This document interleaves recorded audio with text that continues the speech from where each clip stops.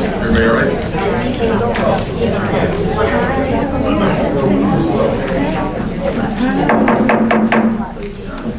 We have 7:33. If you can all stand up and join us. Flag salute. I pledge allegiance to the flag of the United States of America and to the republic for which it stands, one nation, under God, indivisible, with liberty and justice for all.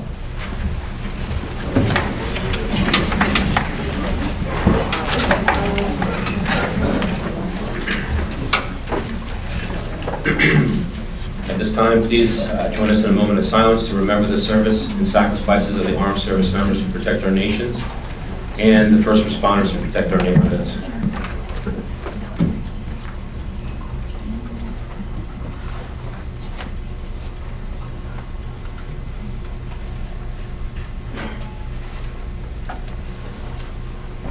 Thank you. Clerk, please do the roll. Councilmember Quinn? Here. Councilmember Friedlander? Here. Councilmember Judnak? Here. Councilmember Palumbo? Here. Councilmember Smith? Councilmember Sackett? Here. Councilmember Jackson? Here. Vice President Abrahamson? Here. President Kelly? Here. This meeting was advertised in the Daily Record and the Star Ledger, the official newspapers for the Township of Rockaway, on January 11, 2019. Notice was posted on the official bulletin boards in Rockaway Township. Number 6 is going to be the designation of Sergeant of Arms and the Township Code 2-15.15, I'm sorry, 2-5.15 decorum. While the council is in session, the members shall preserve order and decorum. The council president, at his or her discretion, shall direct the chief of police or such other person in the police department as he may designate to be the sergeant of arms of the council meeting. The sergeant of arms shall employ reasonable means to maintain the proper order and decorum consistent with accepted standards.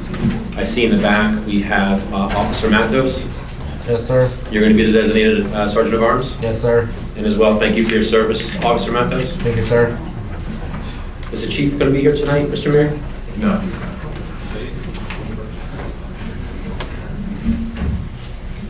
On to 7, it's going to be approval of minutes. We can do it all in one blanket. You can say yes or no to A and B, yes to all, yes to A or B, or no of how we go. So with that said, do I have a motion to approve all the minutes? Motion. Second. Mr. Jackson, second. Palumbo making the motion. Clerk, please do the roll. Councilmember Quinn? Approve A, abstain B.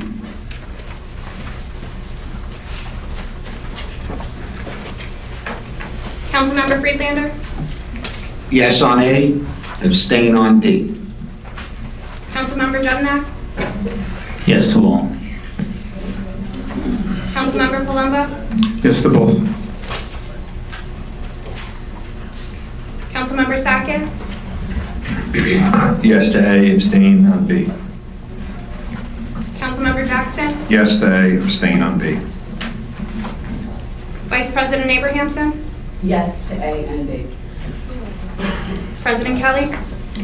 Yes to all.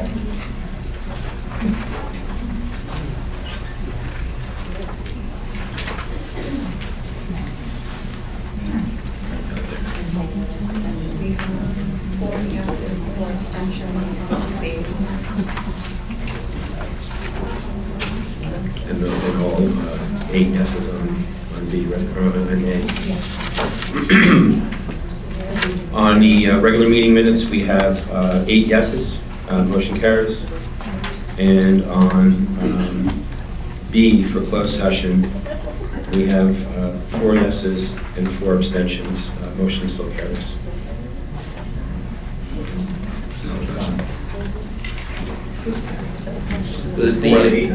Well, there's no vote, so, right, the abstention is just not those.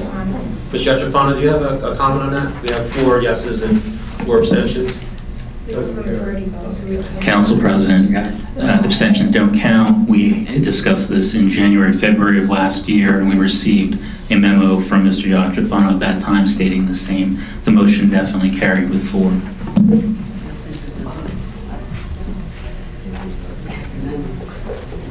In all fairness, Mr. Yachafano, I don't have the memo Neither do I. at this time. But I do remember that abstentions did not count as a vote. And as a resolution, I believe it's not the majority of the entire council. It's the majority of that vote. So if there's 4 yeses and 3 noes, it would still carry. Rather than the majority of the 9 council members. My recollection of the memo is that an abstention would count as a no vote. Incorrect. But in all fairness, Mr. Waters, please. We do have a memo from you, Mr. Yachafano. Well, you're in the public, so I'll give you your opportunity when you come to the microphone. It was addressed earlier this year. Yeah, I haven't. Last year. Since then. That's okay. Well, yeah, last year, sorry. For the moment, we're going to say the motion carried. We have 4 yeses and 4 abstentions.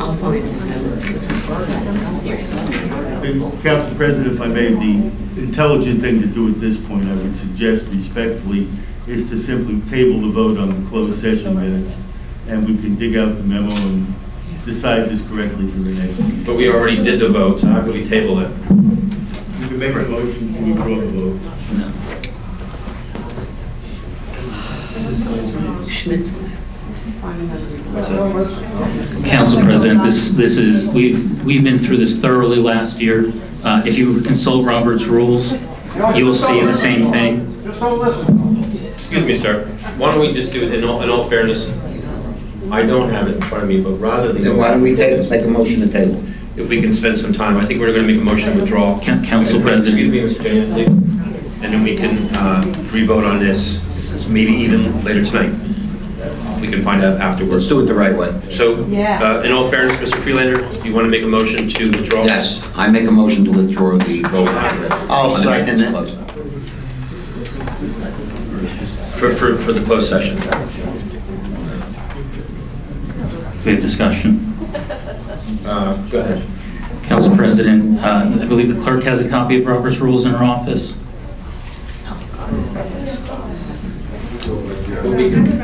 We need to have a copy of it, and I recommend that you consult it and see that what we already hashed out last year is that the abstentions do not count, and that definitely passed.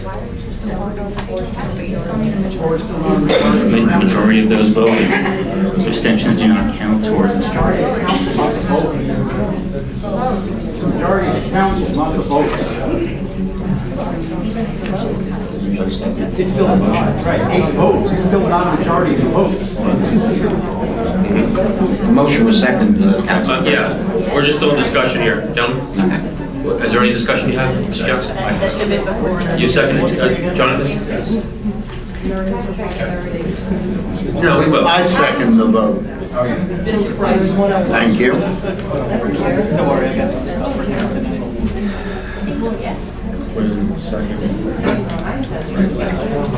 Go ahead.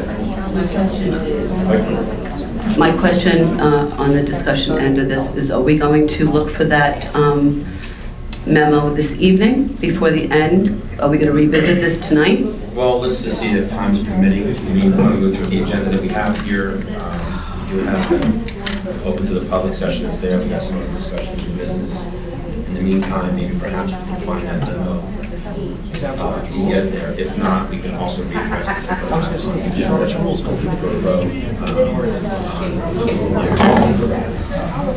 Okay. Council President, we need to have a copy of Robert's rules. I understand that. So can the clerk just simply read it? We can. That's okay. Can we please do the roll? Now, this is the table. No, we're going to withdraw the vote. Withdraw, okay, Yeah. thank you. Councilmember Quinn? Yes. Councilmember Freelander? Yes. Councilmember Jednak? No. Councilmember Palumbo? Yes. Councilmember Sackett? Yes. Councilmember Jackson? Yes. Vice President Abrahamson?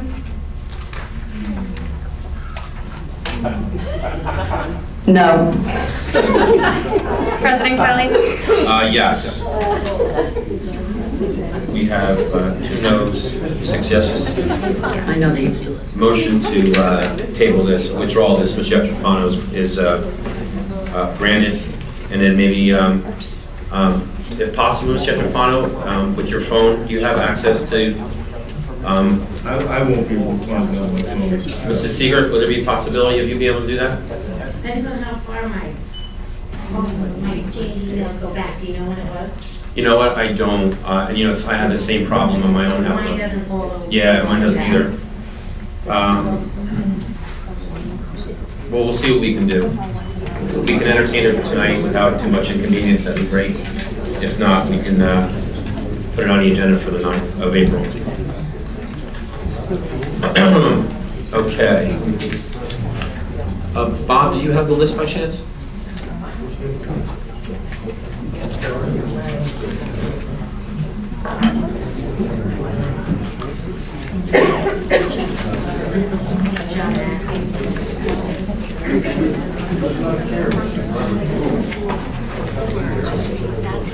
Mr. Waters, please. Mr. Waters, I'm not asking to have a conversation with you from the audience, only just if you could just tone it down.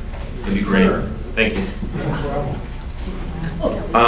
Before we go into the public portion of that, just wanted to, maybe we can address something going forward. There's been about a lot of discussion on Facebook, and I think amongst people in the audience and people in the on the internet and maybe within our administration. Many may have an idea of the order that we received on the 19th of this month, on March 9th, dealing with the Schmidt and Hollenbach versus Rockaway Township, MRS C-131-18. And a lot of the conversation that's been coming up is addressing about what took place on November 27th and December 11th. And some of the comments that are on there are not accurate. And I actually attended the matter, and I don't see a lot of the individuals that were in the audience. There was only a few that were there.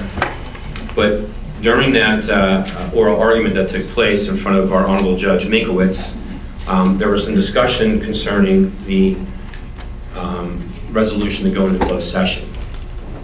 And if many of you had seen when I do a resolution to go in closed session, and I have amended the closed session resolution in the past, I've always stated the time that we're going to be in closed session and hopefully an approximate time close to when it would be available for the public to review of those minutes of what took place in that closed session. What the argument came in there was just that, there was no notice to the public when we went into closed session on the 27th of November as well as December 11th. Even though we were going in there for collective bargaining, can't discuss what was in there yet, those conversations and questions that were going back, and we're talking a lot of money that was related to those negotiations with Council 6 and our police department and Superior and police officers, it took a lot amount of time to where it ran into the following day on both dates, the 27th of November as well as the 11th of December. However, the resolution that we had wasn't drafted by the council. And prior resolutions going into closed session years in advance was very minimum of what it was. Matter of fact, a lot of times I didn't even tell you what they were going into closed session for. But in early November, there was a couple of emails that we had that council members and some of our administration were addressing closed session resolution. And the closed session resolution that was created by our legal counsel, which what we used going into closed session on those meeting dates and before, was deficient without having the notice of time going into closed session as well as when the minutes would be available for the public to review. So one component of the judge's decision, which wasn't done orally at the time on the date that it was heard, but in his written decision, it addressed that there was potential technical flaws in that resolution to go into closed session. And it disenfranchised the public of not knowing how long we were going to be in there, to plan what you're going to do, if you're going to stay, maybe you come back a little bit later and whatnot. It wasn't of ill intent. And there was no discussion of what had happened with the resolution to go into closed session to the judge. That, this is what we've had. It's all been kind of somewhat full upon the council, which is not true. So, with that being said, the order that we have now in front of us on the 19th, which some of you have received, it wasn't on e-courts to get it, so you had to get it through going to court or through somebody else, maybe, or through somebody that you know in administration. There was something to remedy or ratify what took place of all the actions of each of those days on December 11th, as well as November 27th. So there were some questions that were going on. Some members that are here, we had a member of our council, of our governing body, that had asked some questions about it too. But there's an issue that we have that maybe many of you don't know. I know that there's been some discussion about the legal cost of it and statutory requirements and whatnot, and moving forward. There's not an urgency to rectify or remedy everything that's there because we have 45 days to do so. However, there's an urgency within our administration to move this forward in a rapid pace. Most of what took place can be ratified and moving forward. Contracts, and we have resolutions that were going there. But there's one component which seems to be the focus of this, was the appointment of a member to be on this governing body. That was a selection of 3.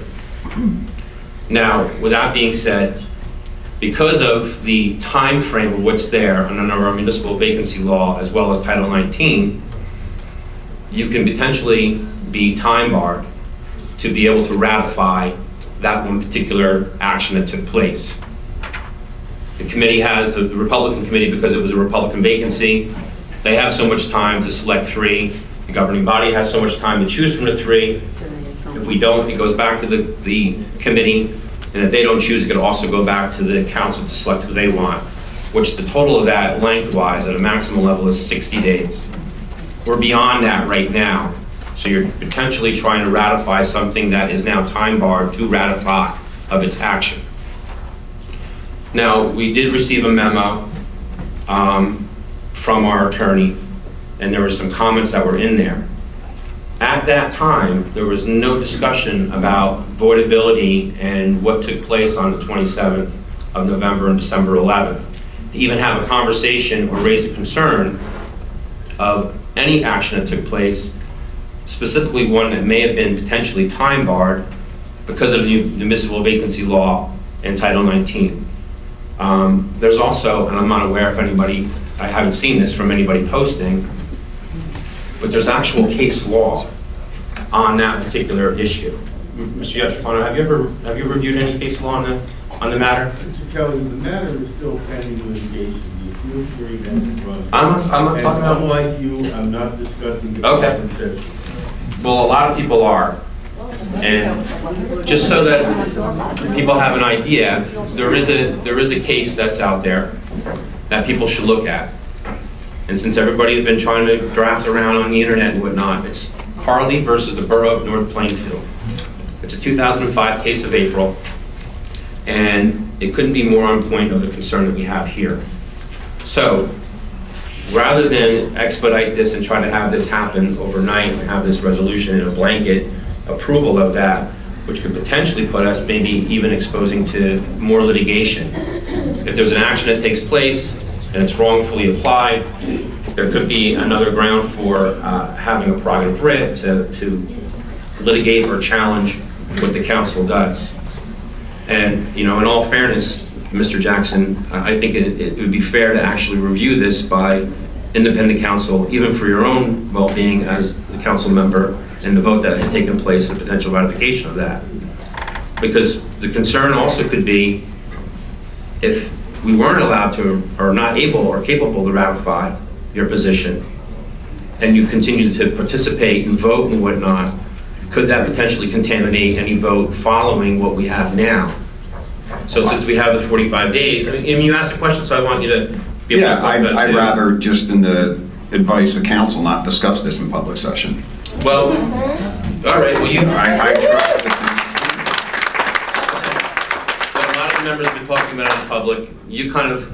I haven't been talking about it in public. I sent the council an email based on an And you email. did, and the came out. other thing of that was you sent all the council members of the discussion of that, which could also be in violation of OPMA. And that was the other concern I had that you had going on as well. Because you CC'd everybody. Yeah, and I wasn't aware that that's a violation of OPMA. Yeah, we've talked about it numerously, the mayor's been notified of that, but that's 10-4-8B. If you read that under meetings, you'll see. So, That's okay. In any event, I know. Good job.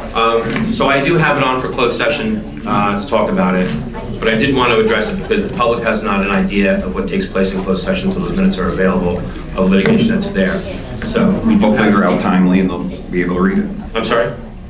Hopefully the closed session minutes come out timely and they'll be able to read it and be informed. Well, the litigation has to be over before they can finish the closed session minutes in a day on that particular issue and still have to wait once we're allowed to have it. So it's not just on when the minutes are prepared, it's other things that surround it. So it may not answer some of your questions, maybe it created more questions for you, but I think that's important to address to the public prior to the open public portion, which maybe you may have something to say about that issue. Is there anything you wanted to add, or anybody on this side wants to add? No? With that, Council President, the resolution itself that we have on the agenda tonight for closed session, yes. my understanding is that it's been modified. It has. Yes. Right, and so my question is, what are the modifications to the resolution for closed session this evening? Mr. Gachafano, is that something that you can answer? Just the changes of that resolution from what we had prior to what we have now. Well, the real changes to the resolution, the acting clerk and I have occasionally modified these resolutions depending upon the matter. The resolution that I received, when I received it, I reviewed it. Item number 2, which specifies the reason for going into closed session. When I received it, said simply, stated the reason as litigation. I requested Ms. Clifford and add that the litigation was specifically the Schmidt and Hollenbeck matter. Was that on the agenda, Mr. Gachafano, or on the resolution itself? On the resolution, you asked me about the resolution. No, I'm just making sure, that's all. Okay. Previously, we had added on prior resolutions the time within which the minutes could be available, and we added a time limit, and also added, in this case, a notation that in the event that recent confidentiality existed beyond 45 days, the public would be advised appropriately. We provided, although I'm not going to get into it, I'm not going to break my own rule, but I disagree with you with the reasons for the action the judge took. I added in paragraph 4 a timing disclosure element for the closed session and the proviso that if the closed session extends beyond that time limit, the council will recess the closed session as appropriate to advise the public.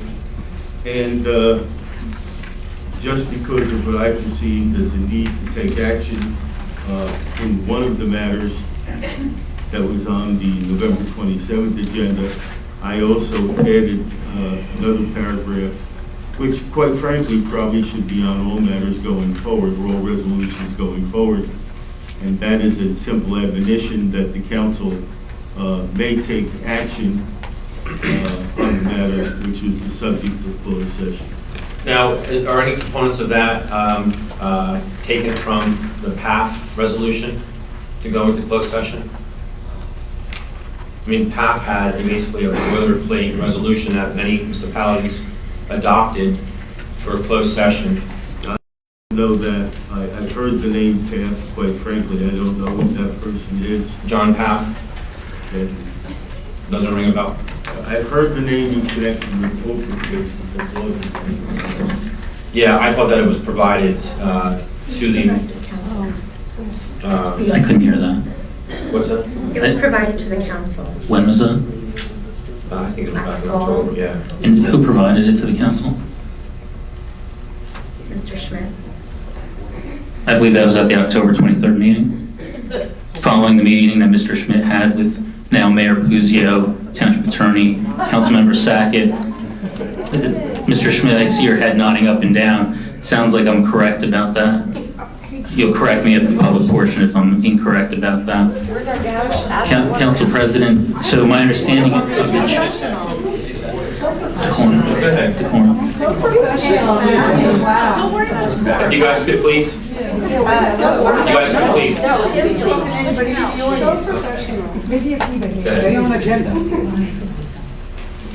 Council President, so my understanding is that the title was changed. The litigation title in item 2 was added, and that items 3, 4, and 5 were added that were not previously a part of the closed session resolution template that the township has been using. Correct. And the clerk has been using a template, is that correct? The clerk was using what was originally provided for last. The clerk has been using a template for preparing these closed session resolutions. It's now changed. Is that correct? Yes. I'm asking. I'm telling you, yes, that's correct. Whatever Virginia just said, that applies that I would give, that's not true. No, I was just asking. I prefer to speak for myself. No, I understand that. I just, you My know. question was for the clerk. It was. And then, you know, Mr. Yetrafano, excuse me. And Mr. Yetrafano, when one of the meetings that took place, I actually modified the closed session agenda, resolution to include that. And I asked for your advice on that, and you said that you didn't have to change that too. I have no idea what we're talking about. I know, it's in the minutes. Council President. I do recall. But it was just, you know what it is, Mr. Yetrafano, I just wanted to make sure that the public knew that these weren't things that were raised in the court matter that took place in front of Minkowitz to make that ruling, and then to somewhat support what you stated in that memo. So again, Council President. moving forward, I'm going to go into the public portion. I have a couple more items on this. Yeah. Yeah. So, Council President, I think we all understand that we received a copy of that boiler closed session resolution template from Mr. Schmidt at the October 23rd council meeting. At that time, I was the council president. What the public may not be aware of, and other councils might not be aware of, is that following that meeting on October 23rd, at my direction, Acting Clerk Clipperton sent an email to Mr. Yetrafano that stated, "This is a resolution template that has been used for closed sessions this year. Does this meet all of the township's legal obligations for the council to enter into closed session? Question mark. October 30th, that was sent, within a week of Mr. Schmidt providing us with that template. Mr. Yetrafano's response was, could you please find the closed session resolution we used when Ms. Best was the clerk for me? The acting clerk provided that template. It's the same template that we used throughout the year. And then on November 5th, Mr. Yetrafano's secretary, Ms. Aguilar, sent a memo and draft resolution to the clerk for her to use moving forward. And so all the resolutions that you saw from November 5th forward were based on the template modified by Mr. Yetrafano's office, including the November, is it 27th meeting, Mr. Council President?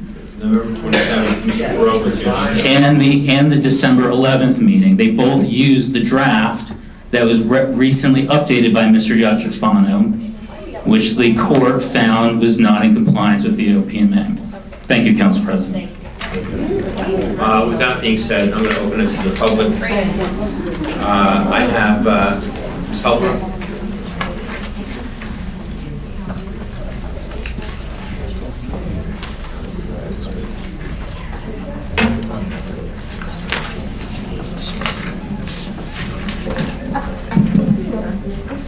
Go Good ahead. evening. Thank you for coming. Tonight I come here as a parent, educator, and a community member, not as a Board of Education member. My first year teaching was when Columbine occurred. Can you hear me? Yes. So many tragedies continue to follow, and finally Sandy Hook broke me. Last year, shortly after Parkland, the school in which I'd worked at had a required lockdown drill that we had to perform over the course of a school year. It was unannounced. I froze just for a moment, then I realized that it was a drill. It wasn't the real thing. I had several students have a similar reaction, so I had to calm them down. That is our reality. At that moment, I was very grateful to have an armed officer on site in my school. Then all kinds of emotions surfaced because my own children don't have that same layer of protection. Today, my school had another unannounced drill, and all of my feelings resurfaced. The universe has a funny way of talking to you because I was deliberating whether or not to come and speak here tonight due to my position on the Board of Education. If this didn't happen, I don't think I would have been standing here talking to you, but it did, so I'm here.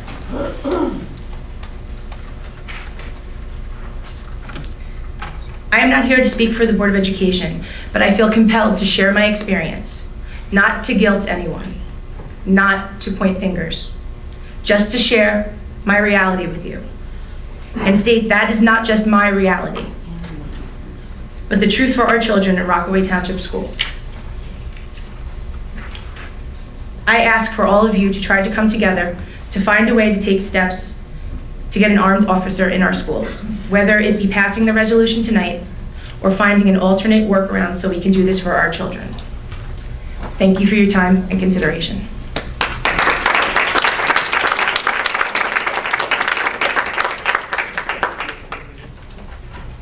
Mrs. Helberg, if you could just come back up. I'm sorry, I didn't mean to make you walk all the way back there. I think you attended the meeting that we had, the superintendent that was here to go over. I was here, yes. You were. I saw you in the audience that was there. And we had a budget meeting that took place that was a portion of the police budget. And during that question that we had, because it's on for discussion for tonight, and I know Mr. Palumbo has a large amount of things to say tonight with regard to this, what the council is looking for and what other neighboring towns are doing, Warden, Denville, Rockaway Borough, and Parsippany. They have class 3, and for what we would pay for having an SRO or 2 SROs, we could almost fulfill the schools with having a class 3 in each school. So this discussion that's taking place tonight in order to try to achieve what we can do to facilitate with security in the schools of each schools rather than just having one in one school and not the other 5 elementary schools. That's something that's there. Is that something that the board is interested in, is having? I can't speak for the board. I'm not here in that capacity. You as one going through drills and as a teacher? I'm, like I stated, if that didn't happen this morning, maybe I wouldn't be here, but having an armed guard to some capacity, I would love the best, the luxury version of it in all the schools, but I want to see something happen. So, Council President. Please, go ahead. My question, if you could, is what school would be the most appropriate? What child is more important than the other? There's 6 schools, is my point. Right. I mean, there are 6 schools in town. How do you, how do you choose one school? I would like to see them in all schools. Ideally, I would love that as a parent. Okay. I'm not disagreeing. No, I'm not saying you did. I mean, you said officers with a plural when you said that. So that's why I'm asking, as a parent, and I'm talking to you as a grandmother of Rockaway Township. students. Correct. So I understand what you're saying. So that's what I feel, that I am in your court and I don't see where we pick one school. How do we say what children, what school are more important than the others? I agree with that statement. I just think we need a stepping stone in a direction to start. I agree. We need something done. No sides. No, this is nonpartisan. This is Yeah. about Yep, nope. There's no, And after today, that experience, I was like, okay. I wasn't going to come talk today, but that happened today. It was a big deal. okay. Thank you very much. Thank you. Did you have something? Dan, something? Sorry, this is going to be a constant joke. Well, All right. after listening to Dr. McLaughlin, and also we had that Friday night budget meeting in which the chief was here. You watched, okay? And I guess you heard some of the questions of the chief, by primarily myself, Councilman Kelly, and Mrs. Smith, Councilwoman Smith, who's not here tonight. But I talked to some of the other towns, including Denville, Morton, Rockaway Borough, and none of them have in their middle school, they all have class 3s. But they also have class 3s in all of their schools. So, and a lot of it has to do with you're able, and I think we had discussed this, that with these class 3s, they're trained officers, seasoned officers, retirees, carry guns, excuse me. But by having, and the range anywhere from $30,000 a year to $40,000 a year, certainly about a quarter of the cost of what was presented to the council in the budget. That these officers were, again, just as trained in firearms, because they are former officers retired. But again, I think it could be done a better way. The issue is this clause in the contract. Well, we went through a negotiation session, I guess last year, administration, not the council. Maybe something can be worked out now with the FOP, because Wharton is represented by FOP, I think Denville's PBA. Maybe something can be worked out where we can get these class 3s, which I think is the most important thing, is the protection in all 6 schools. The luxury and all. Sure. And I think there are merits for the other pieces too, because they're also important. I understand, but the class 3s are also can be SROs, so they're not just limited to carrying guns and being former officers. But I think the way to go is that way, and I think maybe the FOP, I can't speak for administration, I can't speak for the FOP, the Board of Ed, Council can work something out where we can get one in each school. And I think the law was enacted to give relief to these towns and boards of ed, excuse me, with regard to providing a seasoned officer in the schools without having to worry about pension payments and health and welfare payments. And I think they would be just as effective, not in just one school, but in all 6. So. Can't argue with you. Yeah, we did, and you guys did have them. I mean, I have the old Long time contract ago. here, back in 2011, expired. And the board had turned that down, actually, to do that, so. Yeah, it was prior to you. But it is something that we have on new business today. So if you hopefully make the meeting kind of quick. I appreciate it. And you can stay around and maybe throw some suggestions in as well. Great. Is there anybody else before I make a walk? Ryan. No? Great. Thank you. Thank you. You're welcome. And thanks for your service on the Board of Ed. Thank you.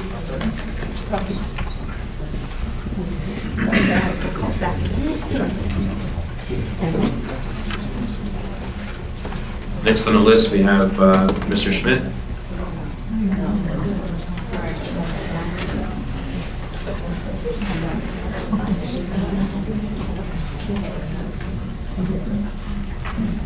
Good evening, John B. Schmidt, Washington, New Jersey, County of Camden.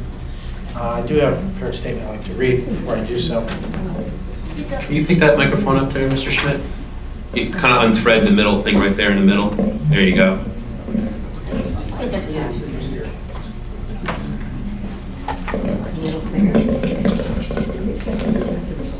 How tall are you, Mr. Schmidt? 5'8", 5'9"?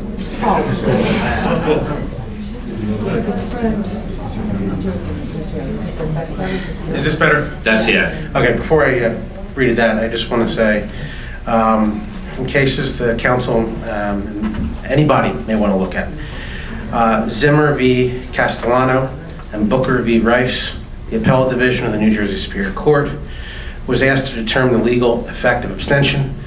The specific question for the panel was whether the City Council has the authority to deem a council member abstention to be a no vote in order to create a tie vote that allows the mayor to vote. While the facts of each case differed slightly, the answer was the same. Abstentions do not count as a yes or no vote. Thank you. As this governing body knows, my first interaction with you was on the early morning hours of 9/15/18, when I wrote you a letter concerning the Open Public Meetings Act, and then later on 9/20 when I addressed you. Following that, I argued pro se in front of Judge Minkwitz against 8 paid government attorneys. And by the grace of God and the weight of case law in regards to OPMA prevailed, and not only obtaining a court decision declaring this governing body violated OPMA, but the first voided meeting in Morris County and, as far as I know, in the Morris Sussex vicinage. As I have said before, I wish you had listened, and I wish your former legally appointed attorney had listened. Is violating the law worth $400,000 plus per year? It wasn't then, and it isn't now. On October 22nd, 2018, I wrote to this honorable body a second time with additional concerns, and I spoke at the meeting on 10/23. I thank you for having the discussion you had on remediating the deficiencies of 920 and 926, but was disappointed, specifically in then Councilman Puzio and current council members Quinn, Sackett, and Freelander for voting no. And even more so with Councilman Puzio and the township attorney for having a meeting which was illegal, to which they had knowledge. On 10/23, I discussed a number of OPMA issues, and again on 11/16 called for compliance. I think between September to present, my motives have been the same: compliance with OPMA and accountability. I will add, I have been accused by some of being in the pocket of the township attorney, accused by some of having a conspiracy to assist Mr. Kelly. They are rumors and untrue. I have been about compliance. So here we are tonight, a week removed from a second OPMA ruling in less than 6 months, and the third this decade.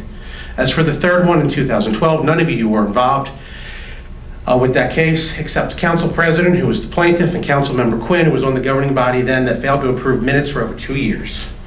In regards to the court order last week, I would like to ask that all members have the opportunity to read all court filings filed by both the township and myself and Mrs. Hollenbeck. Say it again. Did everyone have the opportunity to read all the papers? No. No, we weren't provided with them before they were submitted to the court. Oh, that's correct. So the answer is The no. council president, I don't believe the council received any of the court papers No. that were submitted to the court in the defense of the township. I even asked Mr. Brown to do a certification that day because of some of the stuff that was not accurate. Okay, And as the current council president at the time, I was not asked to complete a certification in that case either. that answers my question. I have this time in about 5 minutes exactly, so questions. Besides Mr. Kelly, has anyone attempted to get a recording of the proceeding to listen to it? And Mr. Kelly was there. Anyone listen to the recording? Okay, I would like to go through the issues. Issue 1, special meeting notices 920 and 926 and the annual notice, and as its effect on the 1023 meeting. As stated previously, the 20th and 26th of September were not held in accordance with the OPMA, and the judge failed to avoid any actions because remedial action was taken on 1023. For the record, 5 voted for remedial action and 4 did not. For the record, the township attorney advised against remedial action. And it appears that remedial action was an important consideration, if not the main deciding factor. The current mayor and all council members are found to have violated the OPMA when taking the 914, 920, 926, and 1023 meetings together. Furthermore, the court did find the council violated OPMA, and they were technical, not hyper-technical like the township had argued in court. Issue 2, on 1023, I spoke about issues with the resolutions you used for closed session. Even after it was changed, I still mentioned it was not sufficient, and this led to then Councilmember Kelly amending it from the floor against the advice of the township attorney. Well, I was right, and the township attorney was wrong. Issue 3, the court addressed the issue of making minutes promptly available to the public. This council was sued in 2012. Why then did 2 lawsuits have to occur in a span of 7 years, which is unheard of in OPMA, on the same issue? I think the court order this time went further than the last time, but I nevertheless hope a policy is put into place to make sure this governing body complies with OTMA and the court decision moving forward. In regards to this, I would like to ask, and I will direct this to Councilmember Quinn, since he was the only person here then. After Rockaway was sued for OTMA and lost in 2012, did the council have any discussion to make sure it complied moving forward with the law? Not that I can recall. Thank you. Issue 4. This dealt with the failure to hold proper public comment periods and is the first case I know in this state that said, yes, the governing body has flexibility to run meetings, but that flexibility goes only so far. It was hinted at in other cases. It is the exact possibility which the Supreme Court in McGovern left the door open to.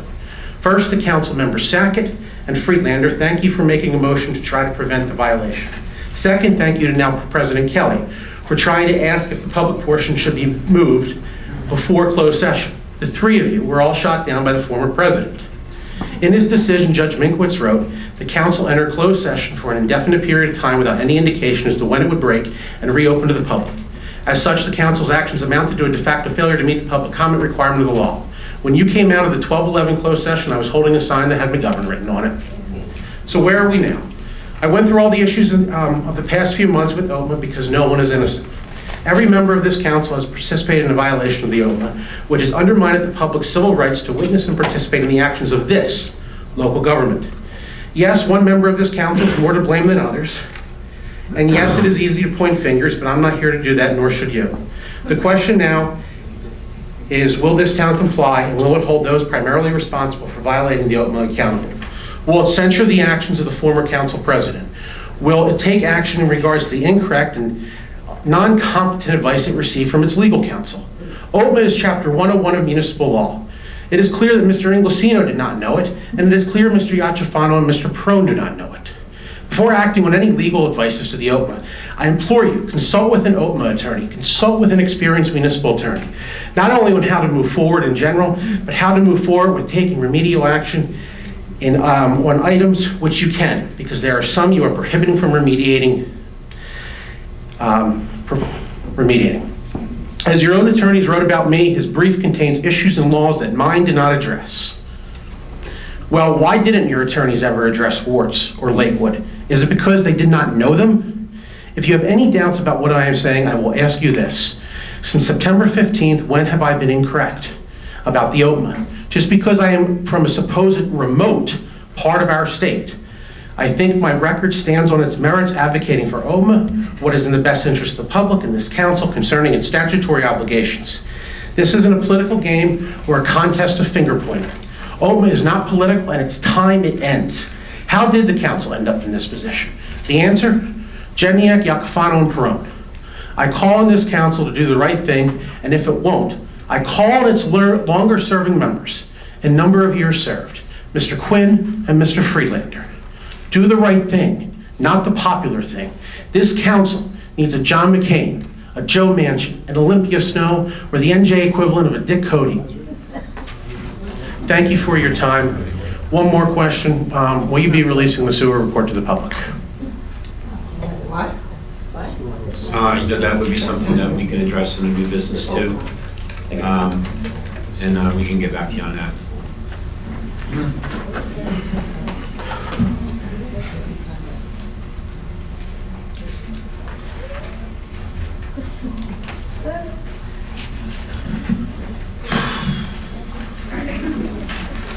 Mayor Puzio, do we have any other administration here? When we talked last on the 26th of February, you were going to bring the other members 30 days from that for the sewer. Yeah, as needed, I said I would bring people in. And was this on for discussion tonight about the Bobbyville? You're talking about Bobbyville, correct? I am, yeah. Yeah, were we informed that we were going to be speaking about Bobbyville? I'm only going based on what you said, that it was going to be another 30 days. No, I didn't. We didn't say that. We were going to try to get the attorney, Mr. Perone, and we wanted Mr. Sheard. Mr. Perone was here at the last meeting, and we were ready to speak about it, one component of it. Mr. Sheard was unavailable. And now we have Mr. Perone, who's not available. Mr. Sheard's available, so we're trying to, Mr. Kelly, you want to... Mr. Sheard's here? No, he's not here. Oh. I said Mr. Perone is not here. You wanted both people available, correct? I'm only, again, Mr. Mayor, I was only going by what you said. No, at no, I 26. didn't say that. Yeah, you did, but it's okay. If there's nobody here then. Yeah. All right. But we'll still have some conversation on under under new business on it, so we can answer. Mrs. Degman?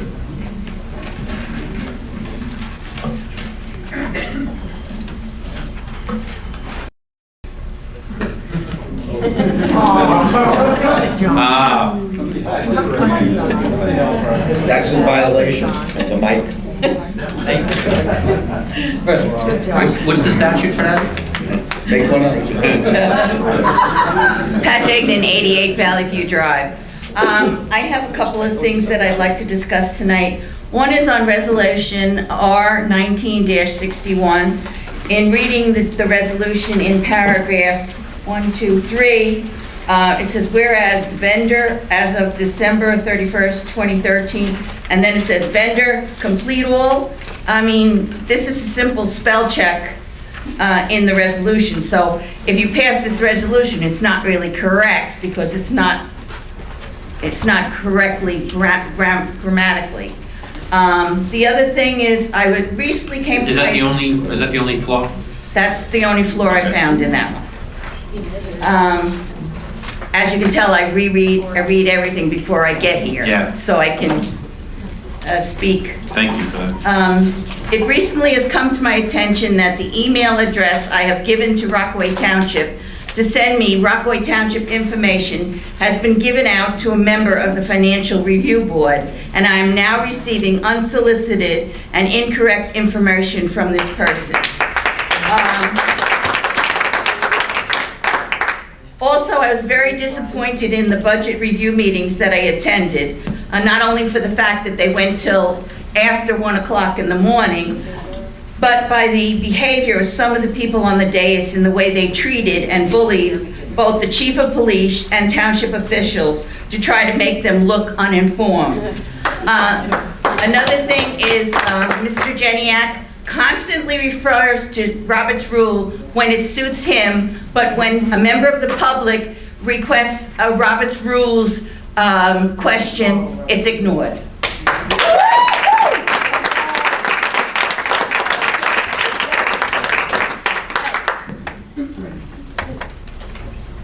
Ms. Degman, is there an option on your emails that you were receiving to opt out of receiving those emails? No.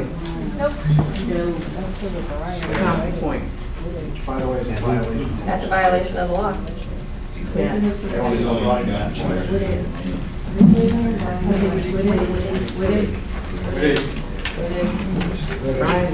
Mrs. Coleman?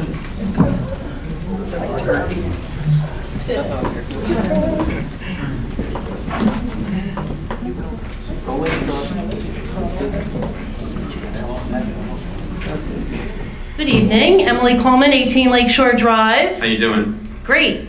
So hopefully this is not going to be controversial because there's nothing controversial about it, but I just wanted to let everybody know that I am a recruiter for the 2020 census, and the 2020 census is up and hiring right now. So if anybody in the community would like to apply for a job, you just go to 2020census.gov/jobs. You can fill out if you're available part-time or full-time.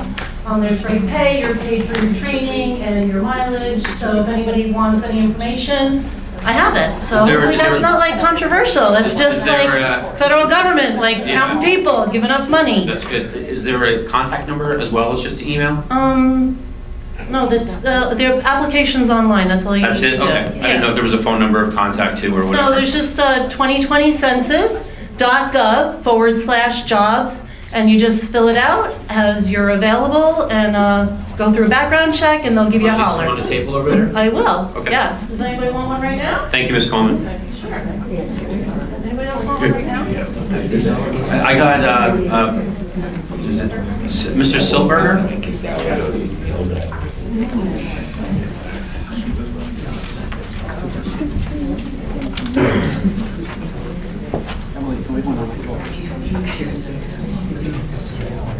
How you doing, Mr. Silberger? Good. We haven't seen you in a while.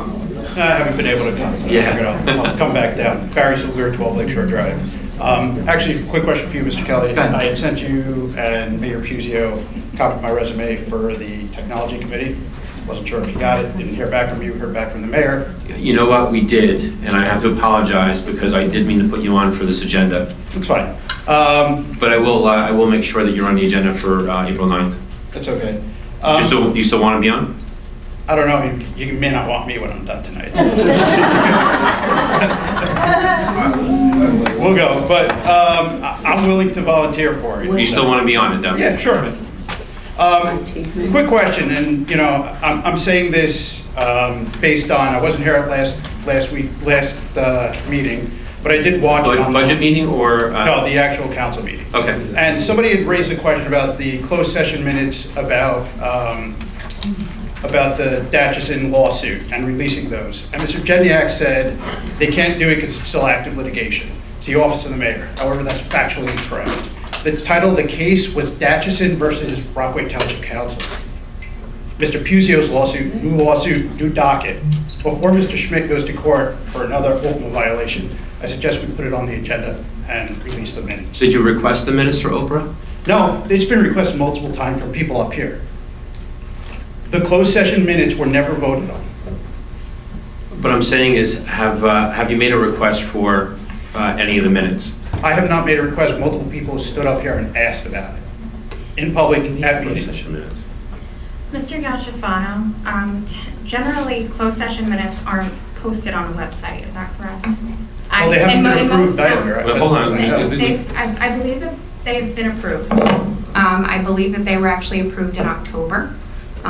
If not October, November, I know it was in the fall. But they aren't generally posted online. If they are Oprah requested, they can be released to the public as long as the matter that was discussed has been finalized. Okay, so then if we put in an Oprah request, it should be able to... Yeah, so like when you come, I mean... Well, because the last meeting, it was stated that it can be released by Mr. Jeniak because it's an active case. I don't recall what I was saying. Well, we have the township attorney in the newspapers being quoted saying the Puzio case is a mirror image of the Doesn't Datchison mean it's the case. same case. So we still have an ongoing issue. See, there's my point, but it's not the same case. But I understand that though, but I think what you stated though is that they aren't completed. Obviously, If they're completed, that's fine. You stated that they weren't completed, That's right? fine, so I stand corrected, You also- but I'm going off of I understand. what is being said from the dais. But you still didn't check to see if in fact they were or they weren't. That's fine. And- Well, if they were done at the October meeting, then they weren't. But if really I'm done. correct though, you haven't made an Oprah request for I have- those minutes. I have not. Whether or not they've been done. There have been many people up here asking about it. But you don't I'll ask- put a request. you don't ask- I'll put a request. Yeah, that's all. Yeah. That's how it is though. That's fine, I'll put a request in. One other thing that I wanted to touch on, it also has to do with what Mr. Jeniak said at last meeting about the website and the SSL and the security around the website. I'm a cybersecurity professional. Okay. When you see vulnerabilities or known issues, you don't announce them in public. You don't do it.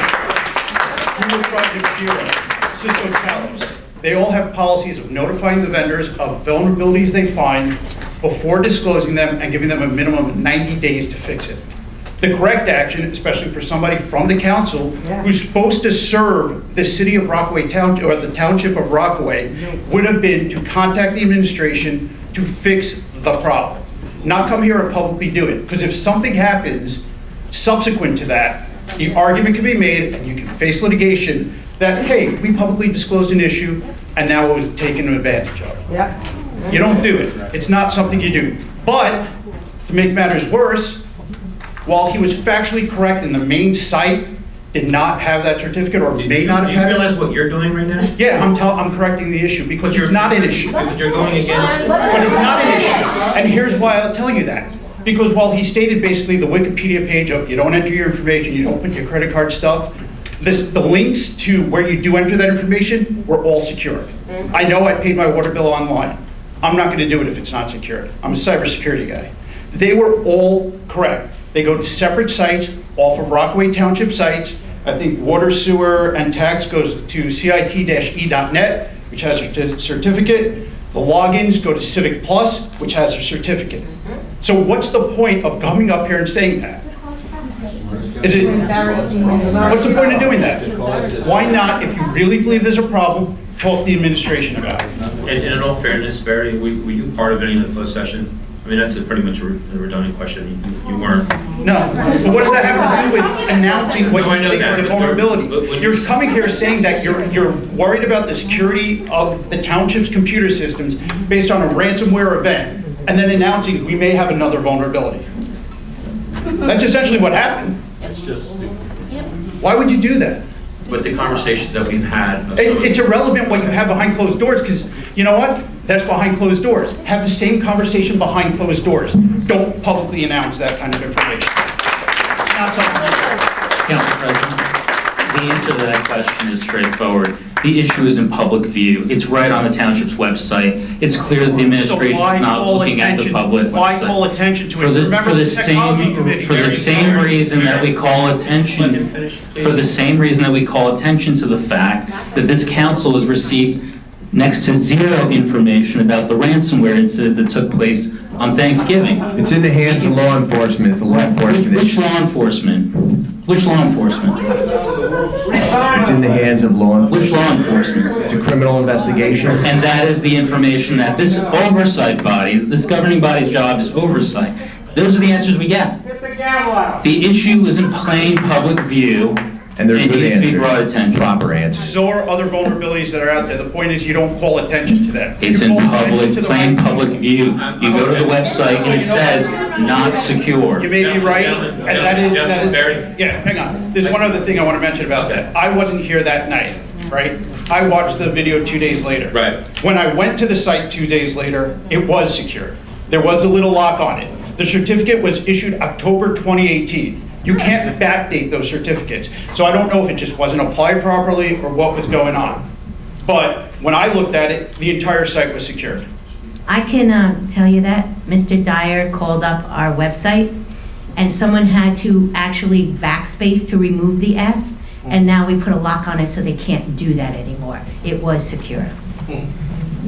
So the way you do that, I mean, the technical. That's not correct. If you look at the screenshot that was provided, Right. it was the S site with this. So if with the this- site is not designed to automatically I redirect to the can't other site. tell you what you saw, but I perused the screenshot, and Right, it is and what it is. you know what, you can take the S off. If the site's not designed to automatically redirect to the secure site, you can do that. The screenshot shows the S.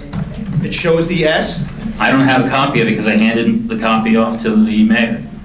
Correct, and I gave it to And it sounds like it got corrected, so that's great. But if it shows the S, how is it not secure? It didn't have the. Because the certificate, it said, Okay. we can have an offline conversation.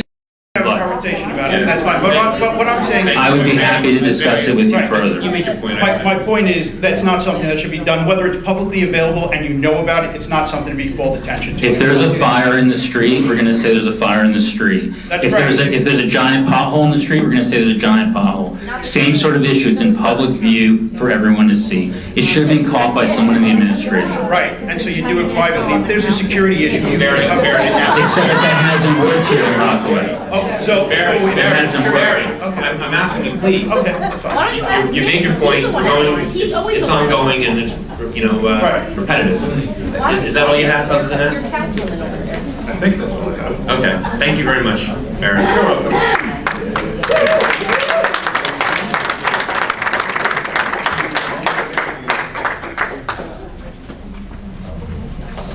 Mr. Waters? How you doing, all right? You're 71, you don't think? You look good for 71. Did you grab a water by chance over there? Sorry? Did you grab a water over there? I did not get a water. Council President, Council, Joe, I'm glad to see you here tonight. Administration, Blue Team, love seeing you here, and I'm happy there's not 15 of you here. Because someone said to me today, what do you think we're going to do, throw our Medicare cards at you? I hardly know where to start. I really don't. I'm sure you'll find a spot. Mr. Waters, who's the blue team? Sir? Who's the blue team? What does that refer to? I have 25 years as a volunteer in the fire department. When I was in the fire department, we were the red team, they were the blue team. Just got to kind of understand. approbation. Oh, man. Just to comment on your comment about the efficiency and the open meeting announcement. The resolution? The resolution Yeah. itself, thank you.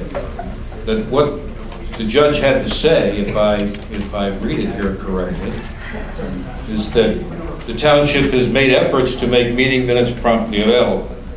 However, the council's attempts to wait out the public at the November 27, 2018 and December 11, 2018 meetings indicate a continuing pattern of bad faith and perhaps an attempt to subvert a different section of the law, undermining the fundamental purposes of open. So I really don't want to talk about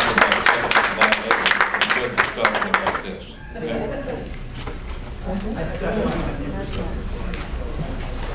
We also talked about, we talked about quorum. In fact, quorum came up again tonight, and I had a chance to look at Robert's Rules, which is the favorite reference of one of our council people. As Pat Beckman has noted, that we get a lot of comment and support when it goes in one direction and we get no satisfaction or commentary when it goes in the other direction. But basically, Robert's Rules said that when you need a majority of the total number of council people, that an abstention counts as a no vote. So you're 4-4. You don't have a majority of the total number of 9 council people. Well, that's your Robert's Rule. You're incorrect. Oh, I'm sorry, I'm not looking at Jeremiah's rules of this. We have a specific version of Robert's Rules. The clerk has it. In fact, I bought copies for most of the council members here. Most recent version. And nobody brought it tonight. Why don't you have it? You can go online. Nobody, including you. Mr. Waters, can we just get on now? I'm not going to argue. The cases that were cited by the cases on that topic that were cited by Mr. Schmidt are the When I was much younger, which is that you make a statement. Please, in the audience. You challenge the person who's talking to you. You make it appear as if you knew what you're talking about, when frankly, you don't know what you're talking about. Never. The same comment about needing a quorum to adjourn a meeting. Well, that doesn't seem to apply in New Jersey, doesn't apply in New York, doesn't apply in California, Michigan, and the other states I checked. It doesn't apply in the U.S. House of Representatives. But a quorum is a privilege, that a motion to adjourn is a privileged motion, does not require a quorum. And that does not address the fact why you guys snuck out the back without adjourning a meeting, which is technically still in effect. quorum is lost whenever a majority is lost. That is not true. That is absolutely true. Go look at the legislation. Mr. Waters, just if you make the point, I just don't want to have a whole debate going back and forth. Mr. Waters, if you would like to debate this, I'd be happy. Mr. Kelly, could you just let him talk? Please move on. Mr. Waters, I have to just interject for one moment. No. I understand that you have your right, please, in the background. You have your right, you want to come up here and you want to speak. I get it. I'm not interested in having this big debate over small little things about Robert's Rules and your version and his version. You made your point. He made his a lot of research. I understand that. I understand that. And the two of you disagree on something. So once we disagree on it, let's move on. He's not going to make you believe in his end of it, and you're not going to make him believe in your end of it. Despite what despite what he says too, in all fairness, though. I'm sorry. We can just, if you can move on to your next issue that you have. Sure. I made a big deal a couple of council meetings ago about the fact that you didn't cut surplus, you cut specific line items, and that absolutely is true. But I would like to just read from a statement, 3/27/2018 statement from our late mayor, Mike Dashison. The wasteful spending the council president spoke about is not spending. If you don't fill vacant positions, the money goes back into surplus. Cutting 3 police officers' positions was not a wise move. When officers are ready to retire, we hire new officers to train and go through the academy so they are ready to go when others retire. With all this stuff going on at the schools, cutting the officers was not a wise move.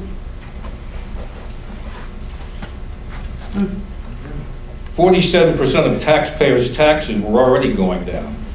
We don't know if any services are being cut.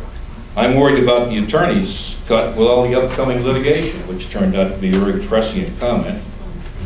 The money that was cut for Patterson Field, we can allocate that money and the taxpayers do not have to get taxed. If we had the money on hand, we could work with that, but now we have nothing to work with because of the cuts.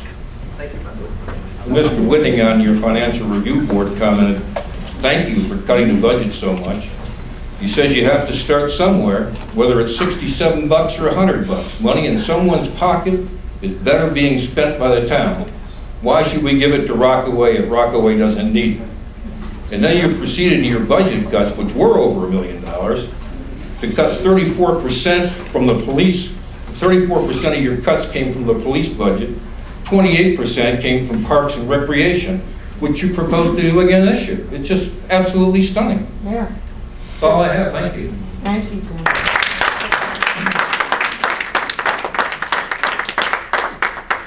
Mr. Waters, is that something that you assembled, or is that something that you got through an Oprah request or some document somewhere? I'm sorry. What you were reading, was that something that you received through an Oprah request or something you created, or? Oh, he created. This is He wants to debate that, the numbers. this is from one of our meetings here. Okay. I know that you had, I think, 3/27/18. I just didn't know if it was a letter or if it was minutes. 27/18. It's a statement that our late mayor made in this meeting. So it's a meeting date. I'm assuming that's what it is. Would you like me to find the whole record? No. I just didn't know if you got it online or if it was something you got. Was it something you listened to the audio and then you transcribed it yourself? No. This is a written record. I don't do the audio thing because it takes too much to go through. I will note that I have opened most of the closed meetings. Most of them have been approved. Yeah. I'm disappointed that most of them don't say anything because it appears that most of our council people don't really want to say anything in the closed sessions. They leave it up to us to figure out what they said. Well, it's not verbatim and we can't record it, so it's limited to what you can record it. You choose not to. You don't. You can record if you look, you choose not to. Well, that choice has been done, I don't know, God. I think after the litigation that I had against the township, they stopped recording the meetings at that time in 2011. Well, I'm not. It's because it creates more litigation having a recorded closed session. You don't bring Look it up, it's like that. bring up yours. You know, Mr. Waters, could you just come up real quick on something? I know. You know, He's not done. you have a post that you made on Facebook that was on there. And you talked about specific resolutions that are in here, in your post. Yeah. I think you posted it sometime, maybe around Could you read it for me so I don't have to remember it? I'm so I don't remember. I don't think so. It's your own post. Well, if you won't read the whole thing, then I'm not going to respond to it. Well, you wrote it. I mean, you just wrote it. But you spoke about two resolutions. If you're not going to read it, start to finish, I see no reason to comment on it. Please attend tonight. If you're available, Council President will be channeling his inner JJ.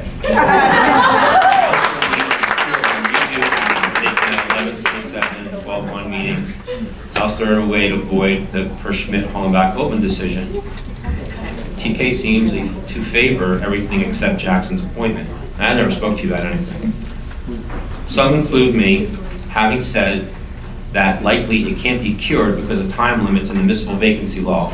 However, we're not attorneys and can't claim to know that Judge Minkowitz might rule. TA drafted a resolution which she believes will allow Jackson's appointment to stand. TA drafted a resolution that he believes will allow Jackson's appointment to stand. How did you get that? I don't have a copy of the resolution. How would you know? You know what?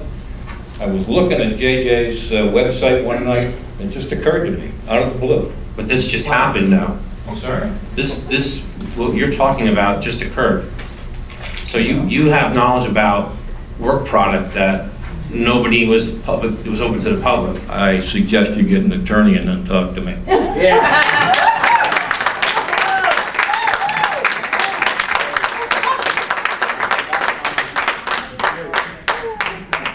Facebook attorney. Mrs. Platt. Platts. Okay. I want a Facebook attorney. Maybe you should get off Facebook and somebody else do that.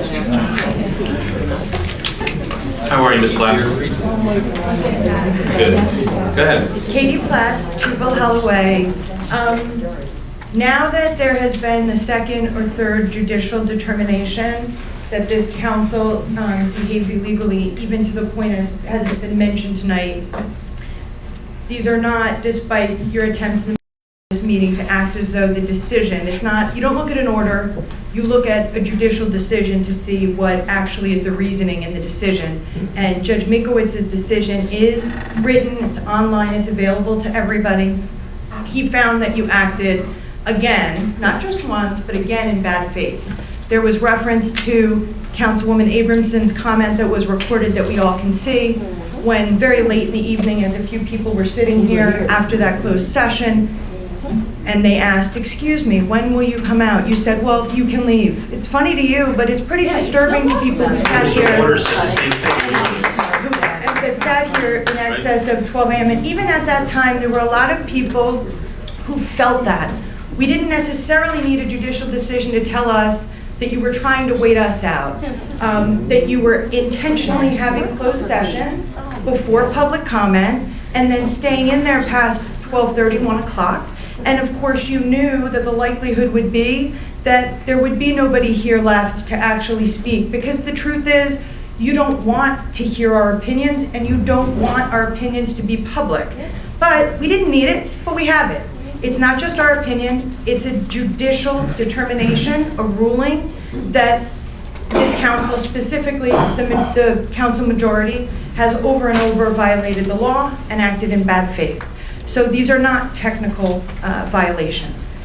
You realize it's the Frankly, whole sitting council here- that was, the judge didn't just specific members. Frankly, as I sit here tonight, it's very easy to remind me what is probably the most problematic element of this council and why we're not functioning in a healthy way, why we're not being productive. And it's, if you notice, when you guys took the dais, what you started to do, and if you want me to point out specifically who it is, Councilman Kelly, Councilman Jedniak, you immediately started pointing fingers.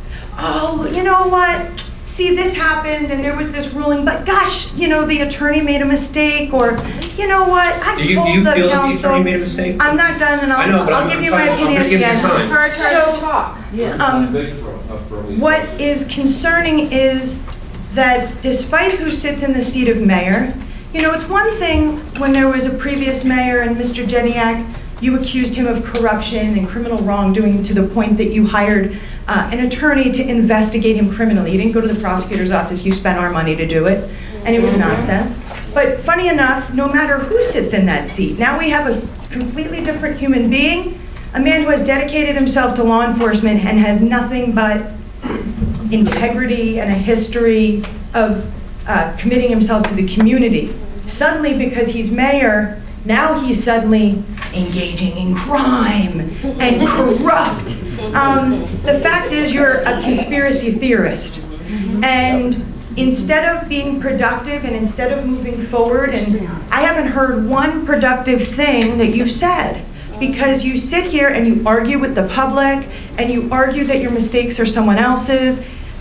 What we would really like, and in particular from my perspective, having children, what the people with children would really like, is for this council to engage in some productive action, because practically all you've been doing is having to go back and waste our time and waste all this time redoing what you've done before because you failed to follow the law, and not only that, but you failed to act in good faith. So if you would please stop wasting our time, stop arguing with residents, and stop arguing and making up nonsense about the administration because you don't like them, and instead use your position as the public wanted you to in order to create a better town. I'm asking you to consider doing things that are good for our town, recreation, infrastructure, fields, and law enforcement. Create a better community instead of spending all your time pulling us down and being negative. Now, in terms of the SRO, it's my understanding because it's my understanding that first of all, I stood here after Parkland and said, hey, would you guys consider doing something about this? We are the only municipality in all of Morris County, that does not have officers in the schools. No class 3s, no SROs, no one. And we stood here over a year ago, and I stood up and said, we need this, and you guys gave it lip service and have done nothing. That's not true. It is true because it took the Board of Education and Mayor Puzio coming together to get this proposal running, and I know that for an absolute fact. Incorrect. You're not honest. I'm not being dishonest. You're being very dishonest. And the reason that we want SROs... Most of what you say is dishonest. If we're being... Mrs. Platt. Okay, you know what? You want to get started with me about dishonest? You bring criminal complaint. No, he just made an accusation against me. Are you out of your mind that I'm not going to respond to that? No. You're not going to sit up here. You're not going to filibuster me. He just told me that everything I say is dishonest. Most.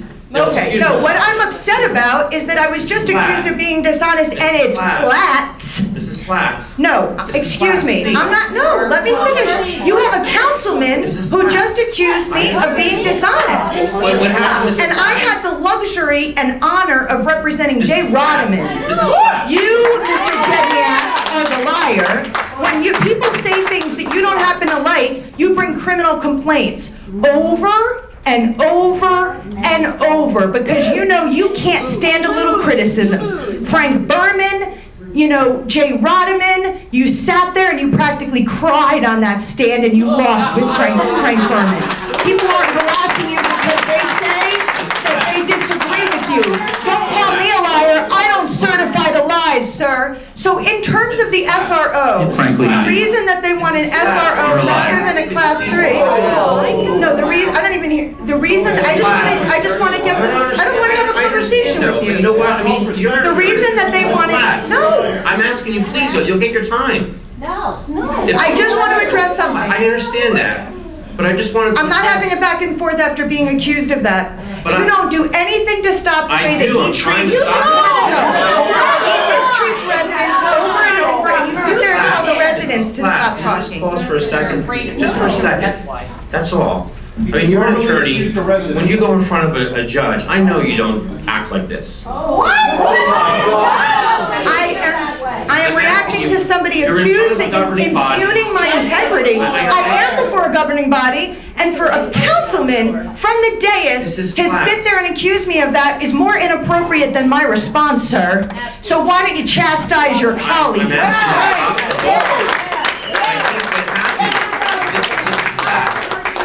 I will address it, Sit there and smirk. I have. Mrs. Platts. Mrs. Platts. Don't recognize him. Mrs. Platts. How about that? Mrs. Platts. Get your gavel out. I'm not going to gavel. I don't need to. We're adults. We need to police ourselves. Exactly. That's the whole point I'm making, sir. That's the whole point I'm making. We're all adults. Mrs. Platts, I think what happened was when you stated something, you were being corrected because if you were here at the budget meeting... Everything's online, sir. I have a job. I know that some people here don't work. Mrs. I Platts. actually have a job, so I can see everything. Just because I'm not here doesn't mean that I don't see it. All right, well then if you saw that then, you heard our chief having communications with the school since 2018. When you said that it took Mr. Puzio to do it, that's not true. Okay. Great. That was so false. Getting back to the That was false when you said that. Okay, you're right. You're right. Not a matter of that. You're right. Okay, can I Council move on? President Kelly, that was with LEAD we started in 2018. We're talking about SROs though, Mr. Mayor. That's why I'm saying it didn't start back then, it started recently. Yeah, it's my understanding that the meeting between the administration and the superintendent was this year, but so either way, the question was why an SRO over a class 3? The reason, my understanding is, and I am not on the Board of Ed, but my understanding is the reason for an SRO specifically at Copeland versus at the elementary schools. You want 6, How about we at least have one? So that we're gonna have a starting point with the SRO, just please stop interrupting me. But I We can wanna- talk I at wanna the educate end. you a little No, bit. no, you don't. We have two, Mrs. Blatz, we have two SROs. We do not have armed officers We in our have two schools. SROs. No, we in- don't. Yes, we do. We don't have them in our Mayor schools Puzio, full-time. Please educate Mrs. Blatz. We have no security in our schools at the present time. We have no security. We have no security that is Do we have full-time. SROs in the township, Mr. What is the Mayor? point of Talking that? about the schools. I'm specifically speaking about the We schools. have no securities in the schools. You're lying Two now. SROs. We have no What good is officers. having SROs if they're not purposed in the school? Well, that's your, why don't you purpose them? We have no school. Why don't I what? If you've had them for so long, why weren't they in the schools beforehand? Sir, I'm trying to... Blatz is not We had, you understanding. cut our police last year. You are making things up, Mr. Kelly. I'm not. I've been here since November. I haven't been here for a year. Thank you, I appreciate it. I've been here, let me finish. Absolutely, thank you. I've been here since November. I try to get this process off the ground. I met with our new superintendent. The reason certain things didn't take place prior is we were having a flux with the superintendent. There was an outgoing one and an incoming one. And that's important. I had to wait. I was trying to get Lee put in the school, working with the administration as a council person from up on the dais. I chose to use my time instead of arguing every week and getting assassinated as I come to meetings. I chose to use my time as the Board of Education, one of the liaisons with Jack Quinn, and attended those meetings. I chose to use my contacts and my connections to bring lead into the school, and I did it through the administration. I had respect for the administration, knew that Mayor Datchison had to be part of that. We had a prior superintendent that I knew, or towards the end, we were told that he was not going to be renewed. That slowed things down. That slowed the process down. Maybe it would have happened sooner. It slowed the process down. Now we have our superintendent currently right now has an exodus. He's moving to another district. So there's been certain technical issues that people haven't been speaking about. I believe the Board of Ed has already approved it. The Board of Ed has already approved Say it. the question again. No. We have two SROs trained in our... They're not in the school. That's not what I'm saying. We have two SROs, we have schools three full time. under SROs, correct? I would have to check with the chief if We they've been have through the two training. SROs Okay, now. okay, so if that's But you true, what cut good is the, it? but you cut the, you So cut what- the police. Mrs. They're not Tremont. we have no security full-times in the school. They are not purposed to be in the school. And the model that Mr. Kelly speaks of as the class 3s in Parsippany, it's not, the model is as follows. We have it has a K through high school district. We have a K through 8. In the middle school in Parsippany, they have full-time police officers. Full-time that are trained, they're considered SROs. They are full-time in the high school and the middle school. The K through 5 is a different culture. You're dealing with younger children. You're dealing with younger children who basically need more security, more familiarization. It's feel good with the kids, and we are there. I am there. I work there in Parsippany. We are there for security. That's our main purpose. When you put an SRO into a middle school, you're dealing with threats from the outside as well as threats from the inside.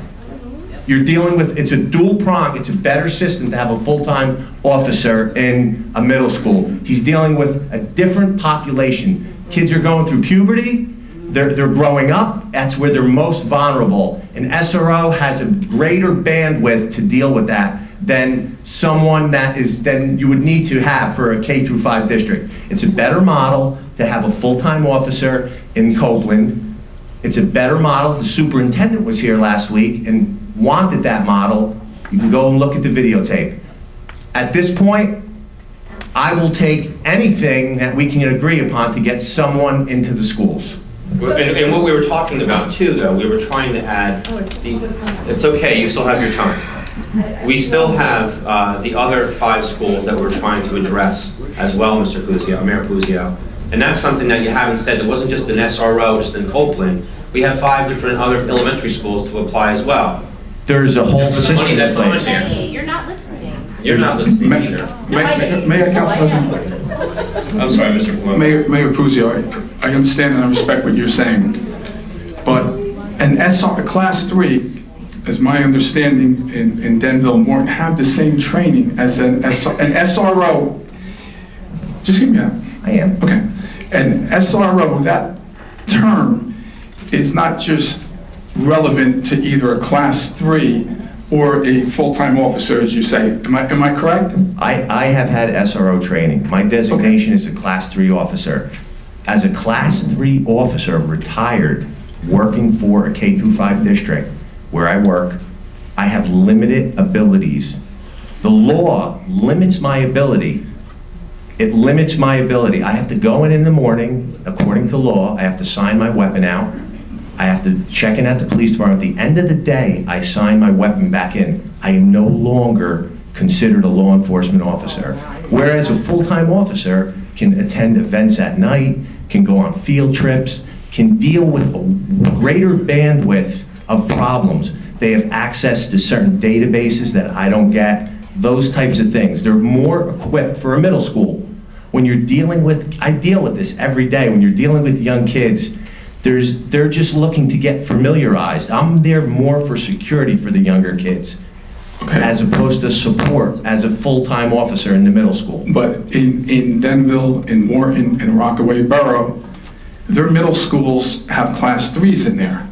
And by doing that, their cost savings enable them to put Class 3s in their other schools. What I would like to No, see... it's not money over security, it's securing more kids with the money you're dealing with. Because what was presented to us was to secure one school, am I correct? Okay, so we're having a conversation about securing all 6 schools. Right. The middle school is a larger population. It is about 800, 700 and change as far as kids. So you're dealing with a larger population as opposed to the grammar schools. There's less kids in each grammar school. Okay, I understand that. So whether you have a full-time officer who at 3 o'clock goes on patrol, while he's in that school at that time, he's still only one person that's an armed person, no different than what a Class 3 would be. We're all armed. Yeah. Excuse me? We're all the Class 3 I understand that. are armed. But I guess the law was put into effect to help boards of education and townships provide armed security of seasoned officers, whatever which way they choose to do it. But by doing it with the Class 3, like all these surrounding towns do, it enables them to cover their other schools with an armed seasoned law officer.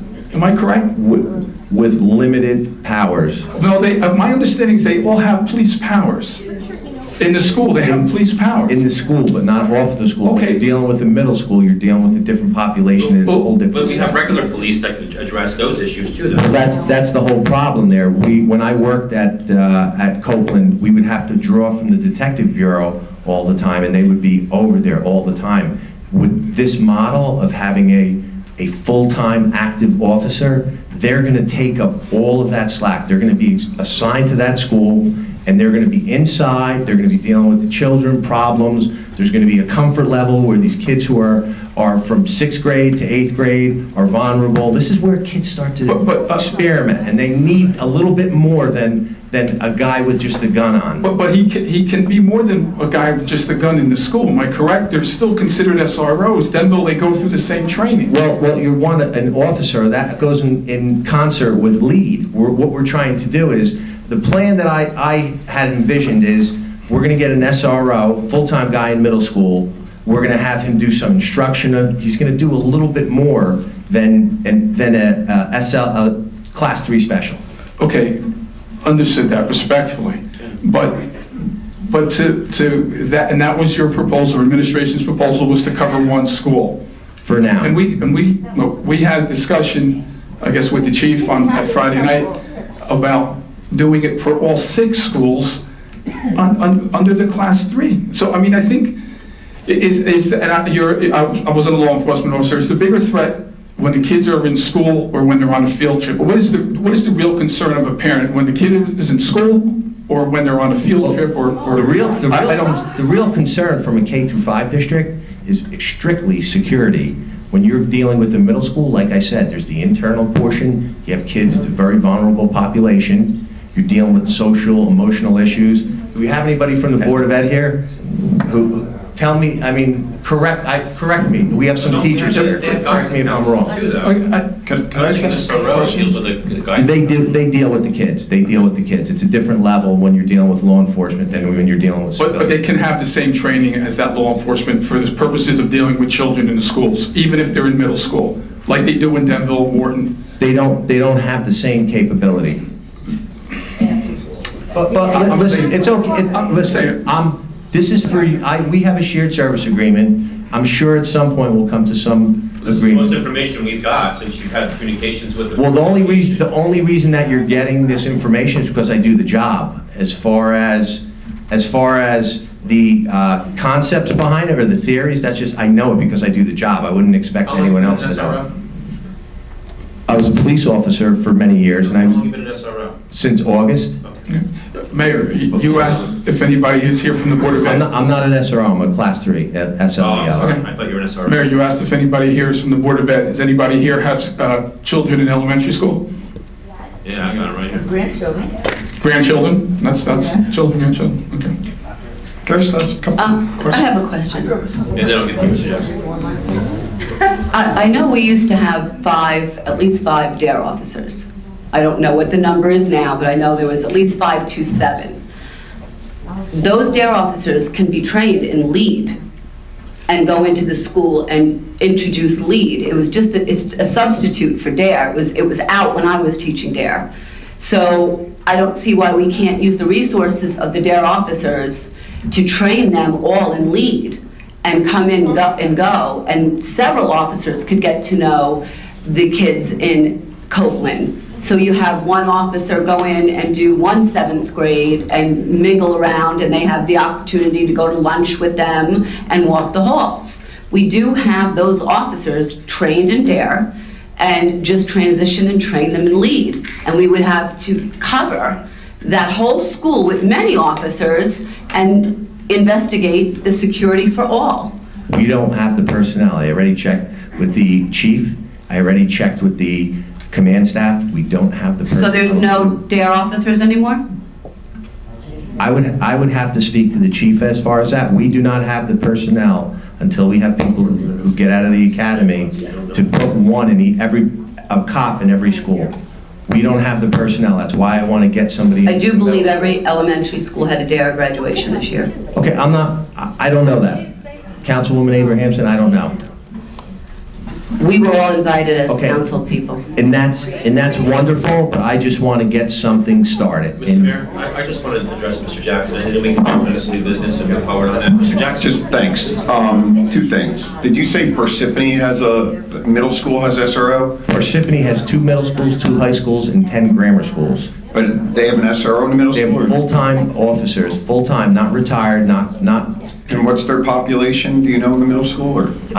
I don't know. I think there's probably around 800, and don't quote me on that. Well, no, I'm just. 140 police officers. How many police officers do they have? Like about 140? No, about maybe 110. I'm just trying to find comparable, like I think Denville's comparable to us. I would imagine Morgan and the boroughs middle schools are probably a lot smaller. The other thing was, I could have sworn when we were talking initially about this with the chief, and when the superintendent was here, there was some talk that by having a full-time officer in the middle school, it would free up some of the other officers that were patrolling and they might be able to spend more time. Correct. Okay.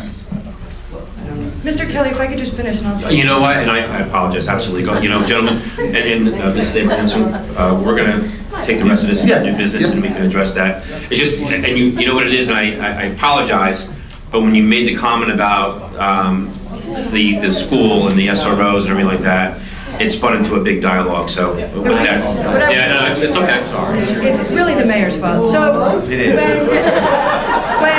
I brought up the SRO, first of all, I actually work with police officers quite a bit in my profession, and I think that there's 2 major reasons why an SRO is needed in the middle school rather than the elementary schools, and there are differences. In a middle school population, specifically one like ours that is fairly large, there tends to be reporting of crime at school quite a bit. Kids report assaults, sexual assaults, cyberbullying, things like that, that require an immediate response of an officer. That is partially what the mayor's talking about. That requires somebody off the road to come and respond. The SROs are trained in order to investigate, not just to do security, but to conduct investigations. Also, I believe class 3, they...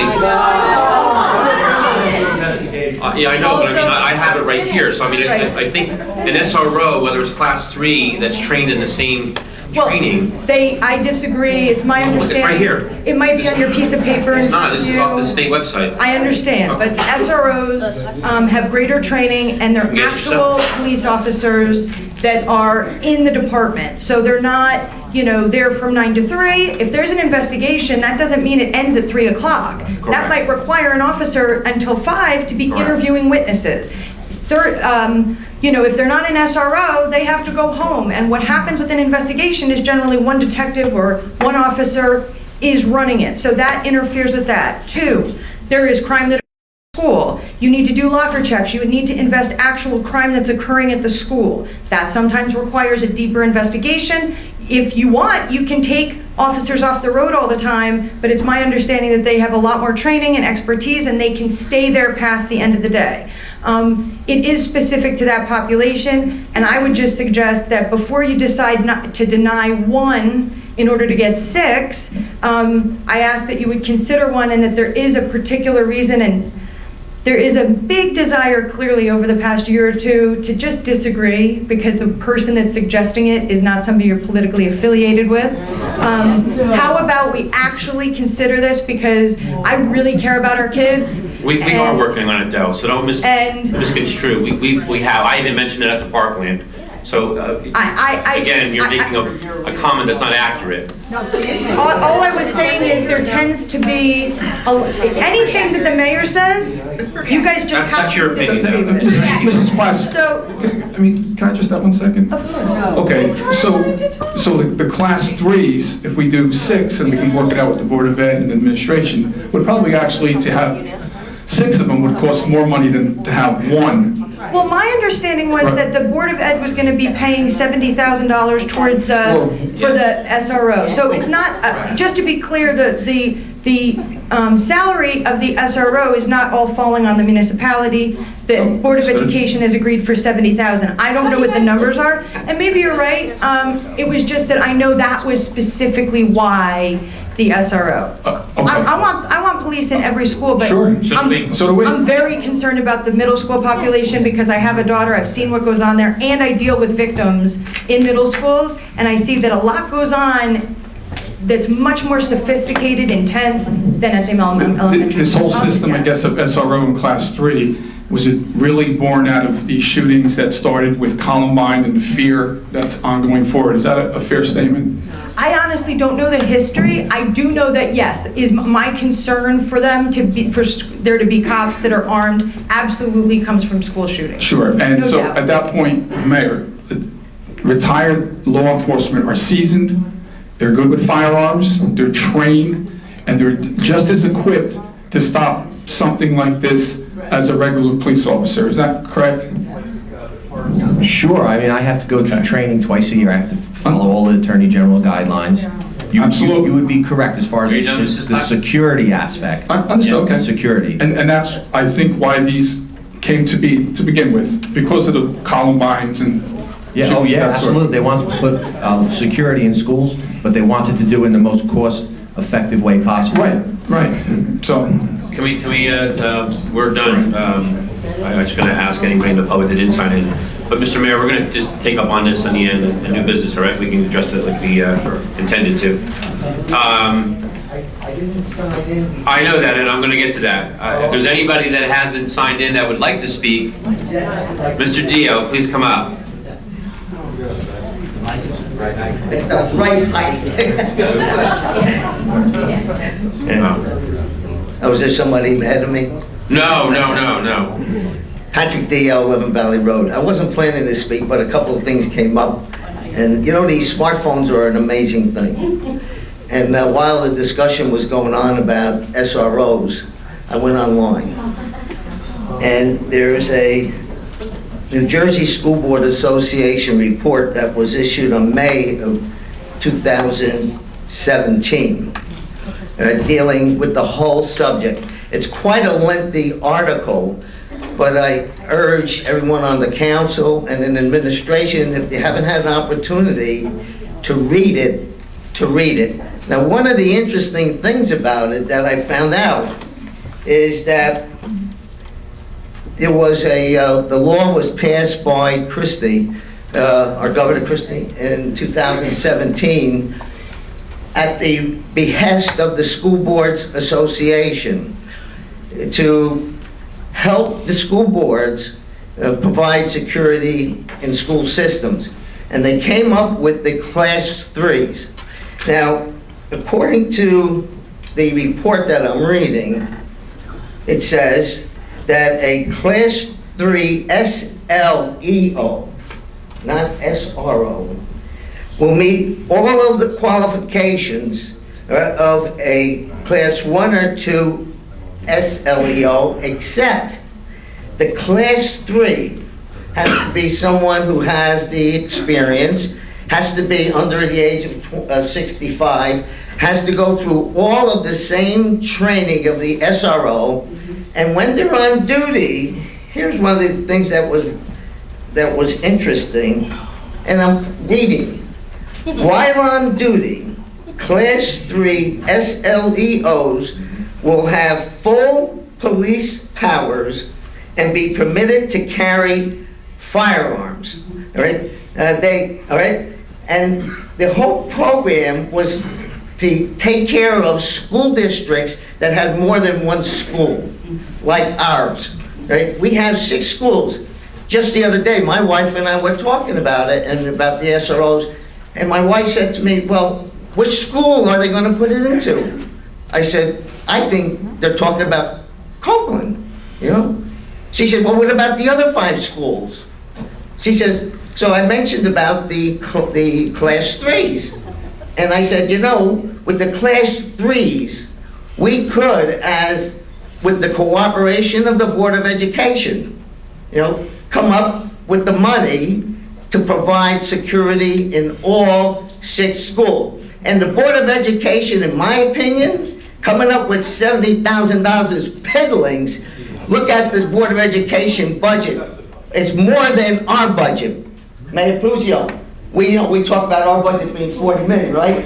The Board of Education's proposed budget, I wonder how many members of of our township have looked at it. The proposed budget for the coming year is over $50 million. And they're gonna give $70,000 to a school security? That's a shame. That is a shame. And I'm planning to go to the Board of Education meeting and tell them so. But anyway, read the article. One more thing. Marvelous thing this morning. There was a lot of discussion about Robert's Rules of Order and voting and stuff like that. Well, under Robert's Rules of Order, an abstention does not mean a yes vote. It doesn't mean a no vote. It means you don't vote. You're out of the picture. It's like you don't even exist. And therefore, the vote is based on whatever the rules of your organization. So if your organization requires a majority vote of all those present, right? And that means, say, 5. If you have 4 abstentions, then you have 4 votes. The way I read it, you don't have it, right? But an abstention, why you abstain, I have no clue. And you know, that's one of the things I've mentioned many, many times that bothers me. I have council members that abstain, they vote no on minutes, and they don't explain their vote. I just don't understand that. I wasn't there. I abstained because I wasn't there. I abstained because I wasn't there. Oh, yeah, no, I'm talking about the other vote. Okay, anyway, one more thing. I mentioned this at a meeting, talking about Robert's Rules of Order. Is it your code, section 2.5.1. Let me read it. Questions of order methods of organization, and the conduct of business of the Rockaway Township Council shall be determined by the council president, who, at his discretion, may choose to have any matter in issue concerning questions of order, methods of organization, and conduct of business determined by majority vote of the council at his discretion. Like, Robert's Rules of Order may be consulted for general guidance to aid in the disposition or resolution of any issue. However, Robert's Rules of Order shall not have binding effect in any matter or issue before the Township Council.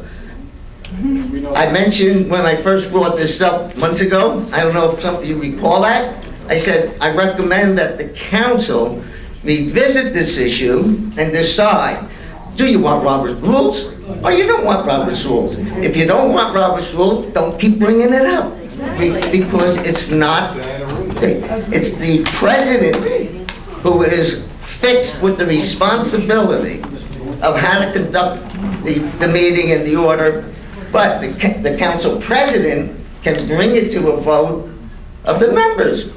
You know? So anyway, thank you very much for your time. Thank you, Mr. Dia. Mr. Schrader?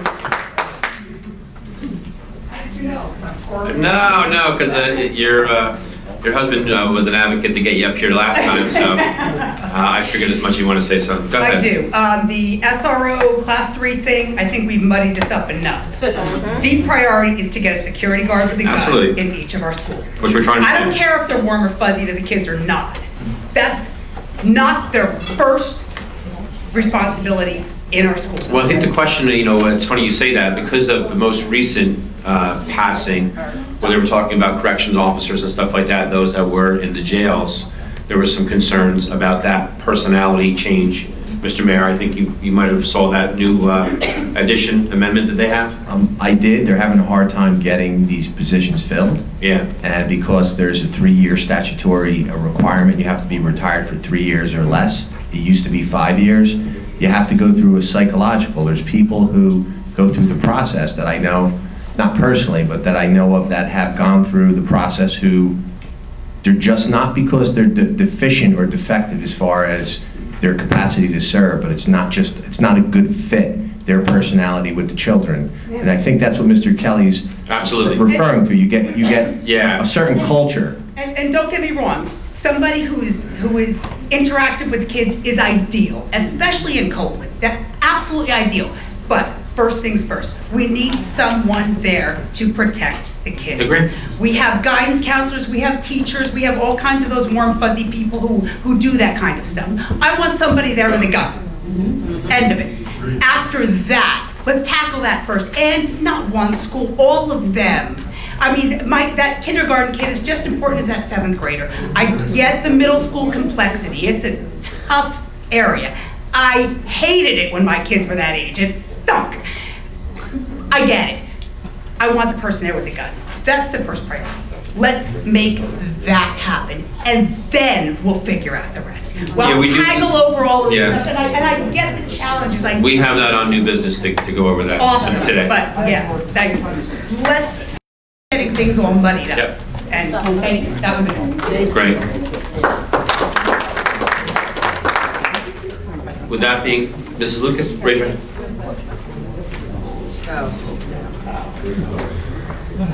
I agree with what she just said. As Mr. Palumbo was saying, maybe we can work something out with the school board and et cetera. Why not ask for the whole shebang? Why not ask for the full-time SRO officer for Copeland and for Class 3s for the rest?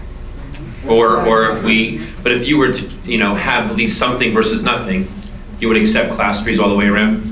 I'll accept whatever we can get, but what I'm saying is, why not ask for everything? This is our goal. Let's ask. That's what we're here for. Okay. And I know that there were other points of. Well, there was a presentation of only one, and we're trying to. I understand that, but as you know, like I said, we're thinking, But we're thinking outside the box. So Yeah, but we're getting into that in new business. Okay, my other question or just point was, there was discussion about minutes of closed sessions that have been approved, and that maybe it's not the standard practice to post them online. If there's nothing that says they can't be posted online, I would request that maybe they do, to make it easier for those of us who want to stay informed, rather than have to file a motion, which, you know, honestly, I really don't have the time or the inclination generally to do that. So if they're approved minutes and they're available to the public, why can't they be posted on the website? Okay, just generally one note, I don't know what the gentleman's name was, but the guy who spoke about the IT guy, I think you should seriously put him on the board. Thank you, Ms. Lucas. With that being said, is there anybody else? Okay, we're going to close to the public.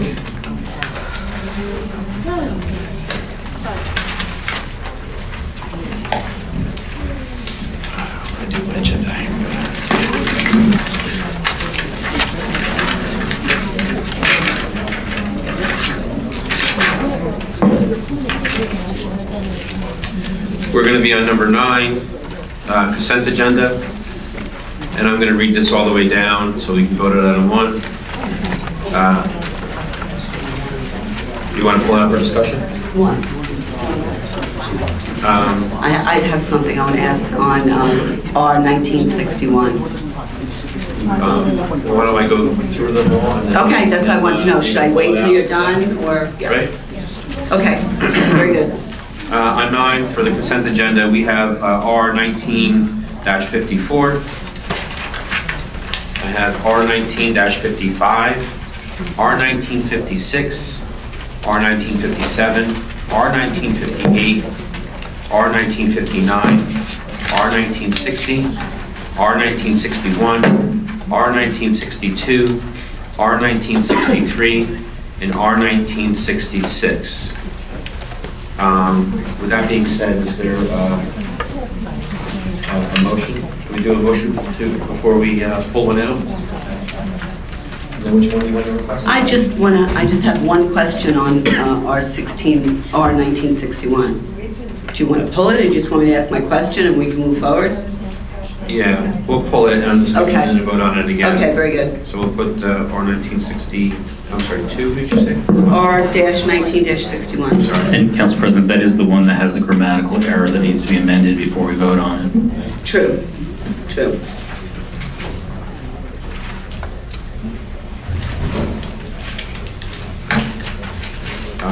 Anybody else have anything they want to pull, Mr. Quinn? No. Anybody down there? You guys, no? Do we have a motion? So moved. Second. Mr. Quinn, motion. Mr. Jackson for the second. Please the roll. Councilmember Quinn? Yes. Councilmember Friedlander? Yes. Councilmember Judnack? Yes. Councilmember Palumbo? Yes. Councilmember Sackett? Yes. Councilmember Jackson? Yes. Vice President Abrahamson? Yes. President Kelly? Yes. 8 yeses, motion carries.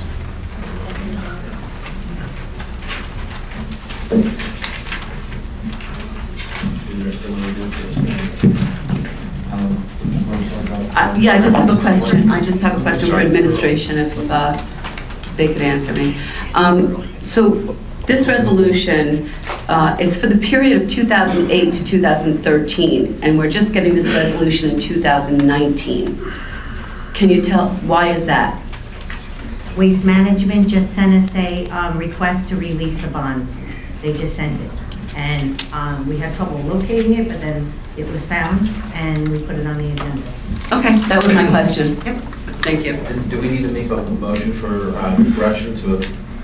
I think we just move it with the correction, because it hasn't been moved yet, so we don't need to make a separate motion to amend. Okay. So And I think the correction is to have the word complete, say completed, is that right, Mrs. Degnan? I think it's just to separate completely. Yeah, just separate the word. Yes. Put a Space space between. in I'm sorry, that's right, space. Put a space. Should it read, Council President, completed, past tense? instead of complete all? You know what? What do you feel, Mr. Yetrafano? Well, if it's work that's done, I would read the whole sentence or the line. Completed all of its obligations pursuant to? Completed, past tense. Yeah. I think the vernacular that would be fine. I'll move that resolution with that amended wording. Okay. I'll second. Moved by Councilor Virginia, second by Vice President Abrahamson. Ready? Please the roll. Councilmember Quinn? Yes. Councilmember Friedlander? Yes. Councilmember Jednak? Yes. Councilmember Palumbo? Yes. Councilmember Sackett? Yes. Councilmember Jackson? Yes. Vice President Abrahamson? Yes. President Kelly? Yes. 8 yeses, motion carries. We have council appointments. I'm just going to go right down the list here from A through C. Again, if anybody wants to change your vote, just name which one it is. So we have firefighters is Kevin Peer, we have EMS is Kevin Peer, and we have Technology Advisory Committee, which is Sean Berger. Do I have a motion?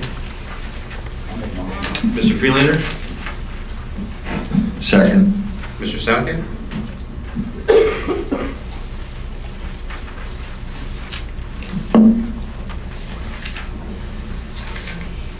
Please the roll. Councilmember Quinn? Yes. Councilmember Friedlander? Yes. Councilmember Jednak? Yes. Councilmember Palumbo? Yes.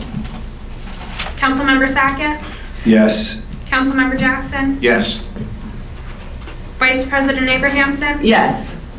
President Kelly? Yes. We got 8 yeses, motion carries. Congratulations to everybody. We have on new business, and we've covered a lot of it through Mrs. Platt's portion of her open to the public. I think, Mr. Mayor, what we're looking at and comparing it to other municipalities that we have, again, your involvement now for the last couple of months in Parsippany. And I wasn't making an example of only Parsippany, it's just another one that's connected to what that has there.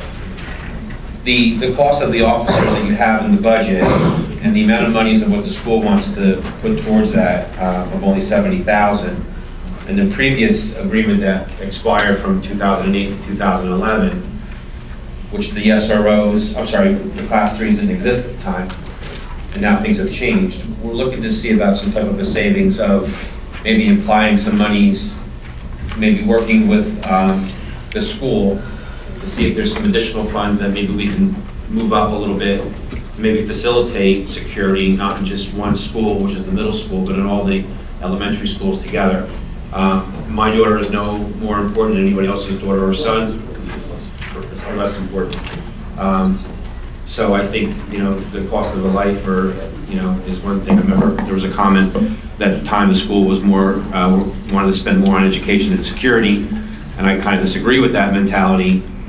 But moving forward, maybe we can somewhat get a plan to maybe get them all together. And the other thing that we need to deal with is there is a provision in a contract that I think we should potentially maybe try to open and have some concessions to maybe work with our police union and see if we can make that happen too. I think if we come to the table with our administration, with our police union, it was indicated by our chief that that didn't occur. And so while all the discussions with the schools were taking place, discussions weren't taking place with the police during their contracts based on what the chief had said. And there was something that may have been missed. And because of what was missed, we may be barred from having class 3 because of a contract. Are you aware of that? I'm aware of that, and I'm under the belief that, obviously there has to be some negotiations. Sure. The collective bargaining agreement has to be, you're allowed to reopen a collective bargaining agreement and make, if both sides want to do that, and make amendments. I think the spirit of what Council President Kelly is talking about is the police department doesn't want to have part-time officers hired, a whole slew of class 2, not class 3s, don't confuse them, class 2 officers filling in and taking the job of full-time officers. That's what that provision was. I'm sure that I'm going to have faith that the FOP, PBA would be amenable to discussing that. Yeah, they're not against having. No. That's not. I just wanted to correct that. I believe that they're willing to, whatever it's needed to in order to do that. And there may be something that they would want to receive in return. But if it's so minuscule, if it's, let's say, for instance, hypothetical, again, a hypothetical end of it, if there was 20, 30, or 40,000 that would go back into something else that they were negotiating at a time, and in doing so, we put in the class 3s in there, which they would allow us to do, we may save even that much more money, because for one SRO that's seasoned, maybe it's top step, making 120 plus pensions and benefits, close to 140, 150 combined, we could have, a several amount of class 3s for that cost. Generally what happens, and I'm going to breach we brought this out in public. Obviously there's a negotiations that takes place between the Board of Ed and the Township, two different entities. Generally what happens with the class 3 specials is that the Board of Education pays for those exclusively, and it's a shared service agreement, but the Board of Education pays for those exclusively, the class 3s, because they are purposed to the school full-time, whereas an SRO is purposed during the year when the school is out. When I say SRO, I mean a full-time officer. The difference is the class 3, when school is out, summer comes, when they're off for a week or 2 weeks, that the class 3 officer does not work, does not get paid. Whereas an SRO when the schools are off, gets pulled and gets put back out on patrol.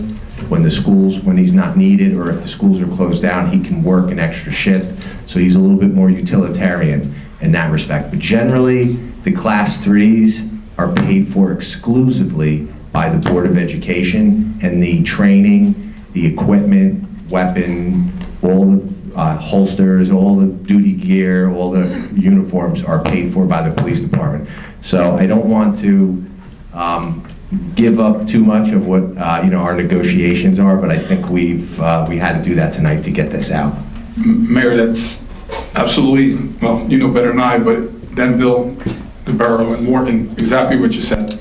The Board of Ed picks up the whole cost of the labor piece of it, for lack of a better term, but they provide the training and the uniforms and stuff of that sort. But I just want to clarify one thing, Mayor. It was suggested that if you say A, we're naturally going to say B. And I'll tell you what, in this instance, that is further from the truth. You suggested, got the ball rolling with regard to getting one guy or one woman in the Copeland. But because we suggested, let's see what we can do, talk to the Board of Ed and get 6, that's not taking an adverse position. That's saying maybe we can do something more for the other schools. Sure, sure. Listen, I'm amenable. No one has heard me say that I'm against any of this. I want to work something out. I want to get something in there quickly. That's my whole... Understood, but I just want to clarify that because we said this, and there was a suggestion made that certain unnamed council people were rude to the police chief. That, I'll speak for myself. That was further from the truth for my discussion with the police chief, because he educated me about the history of these SROs in our town and how budgetary reasons it was stopped, I guess, in 2011 by the Board of Ed, if I'm not mistaken. No, what happened is we had security guards that were hired by the Board of Education. When I was on the board, it was something that I pushed for. They were retired police officers. They didn't carry weapons. They were not that I know of. Okay. Not that I know of. Why would that even come up? One did. I don't even know where that comes from. They were hired. They were hired for the schools. They were unarmed. They were security. They wore a security jacket and they walked around. And then when the budget failed, the point that I made is I didn't say that at the last meeting. I didn't say that education is more important than security. What I meant to say is, or I'll clarify that, is the state has mandates that need to be met educationally. You have a certain amount of money. you have to follow the law. Those mandates have to be met. We had to lay teachers off, tenured teachers. We couldn't meet those mandates that are required if we kept security, and then we would have been out of compliance. So that's the point that I was trying to make. There were teachers that actually were let go, tenured teachers. So we lost the security force and we lost teachers at that point. And it took us years after I was off the board to get some of those teachers back. I'm not going to give you exact details. Yeah, we're getting off the whole line here now. Let's get back to the security thing. So let's come up with something. Let's get some security in the schools, and let's do it as quickly as possible. Can I jump in, Mr. Plummer? Do you have something more? Mayor Puzio, when you had the resolution that they have here for the $70,000 that the school wants to do, how fast were we going to put an SRO in the school? We're waiting for, there's a couple personnel issues. I spoke with the chief. We have to get our staffing up.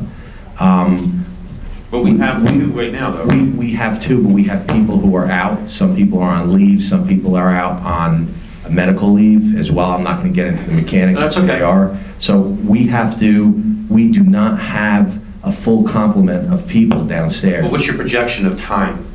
A month to 2 months. So that when the school year is almost ending? Yes, I have to wait for, I spoke with the command staff. I have to wait for 1 or 2 people to come back. And we don't have a time frame when that's happening? We do, that's why I'm saying within a month or 2. I don't have the exact date in front of me right now, but we can amend this. I just was talking with Ms. Seeger. I'm not going to speak to the mechanics of the contract as far as how it would work. I know what the premise is, but if Ms. Seeger could explain a little bit. Well, I guess the importance is to show that we care about the children and get someone in there right away. That if we go forward and agree to this and get it moving forward, we always can go back after we work out the class 3s or whatever we're going to do to the school and change this within 30 days. But I think it's important to get someone in the schools while everybody's on board. Yeah, but we still don't, we couldn't do anything anyways right now to get anybody into school. If the budget is approved and we get those 2 new officers, we can do it right away. But the budget's not going to get approved until, that's the introduction. So we still have some time to work some kinks out and have some conversation, because even if you were to get the budget together, as Mayor Puzio said, because of the issues with personnel, it's going to take a month or 2 before we can even get anything going. I don't have the dates those officers are due back. We can work on that, though. I mean, we're only talking another 2 weeks to maybe wake some kinks and work with the union to see what we can get together and see if anything's there moving forward with that. And then we have to hire. There's a hiring procedure for class 3s. Mm-hmm. You have to go through, obviously people have to be interviewed. Obviously people need to be interviewed. They have to go through medical testing, drug testing. They have to go through a psychological. There's a process to hiring these people as well. So that's going to take, it's going to take some time. It's not going to happen overnight. A new police officer would have to be trained in Well, a new police officer has to go through the academy for six months. Yeah. A retired officer comes through, they're already trained. They don't have, they're PTC certified. They come through, they go get interviewed by the police department, they get hired, they go through the background, physical, psychological, get to the range, get range time to get qualified with their weapon. So there's a little bit of a process also in hiring the class 3s. Yeah. We do have officers coming out of the academy very shortly, and that would help. And so if we agree to start with someone in the schools, we can move forward as soon as they're out. Well, you still have others that are on leave. Like, I'm a little confused from ones that are in the academy or those that are out for whatever reason, medical, veteran status. There's a whole host of things that are surrounding that. Correct, but first we have to get an agreement in place to move forward with something, and we can change it at any time. But at least we're showing the school we're in agreement and we're moving forward and like to protect the people. I think even now, we have a member of the board right now for the school. There's no doubt that we're energetic to see what we can do to get them in all the schools that are there rather than just one school that's been presented. So again, I think that if we can have some dialogue with our FOP and PBA, Sure. Hey, And then, Mayor, I have a question, Mayor. What does PTC stand for? PTC's Police Training Commission. Every officer that gets trained, that goes to become a police officer, has to go through the police academy and go through, a battery of testing and physical. They'll be the ones going into the school. And they get a PTC number. Yes, as a corrections officer, it gets a CTC number, corrections training.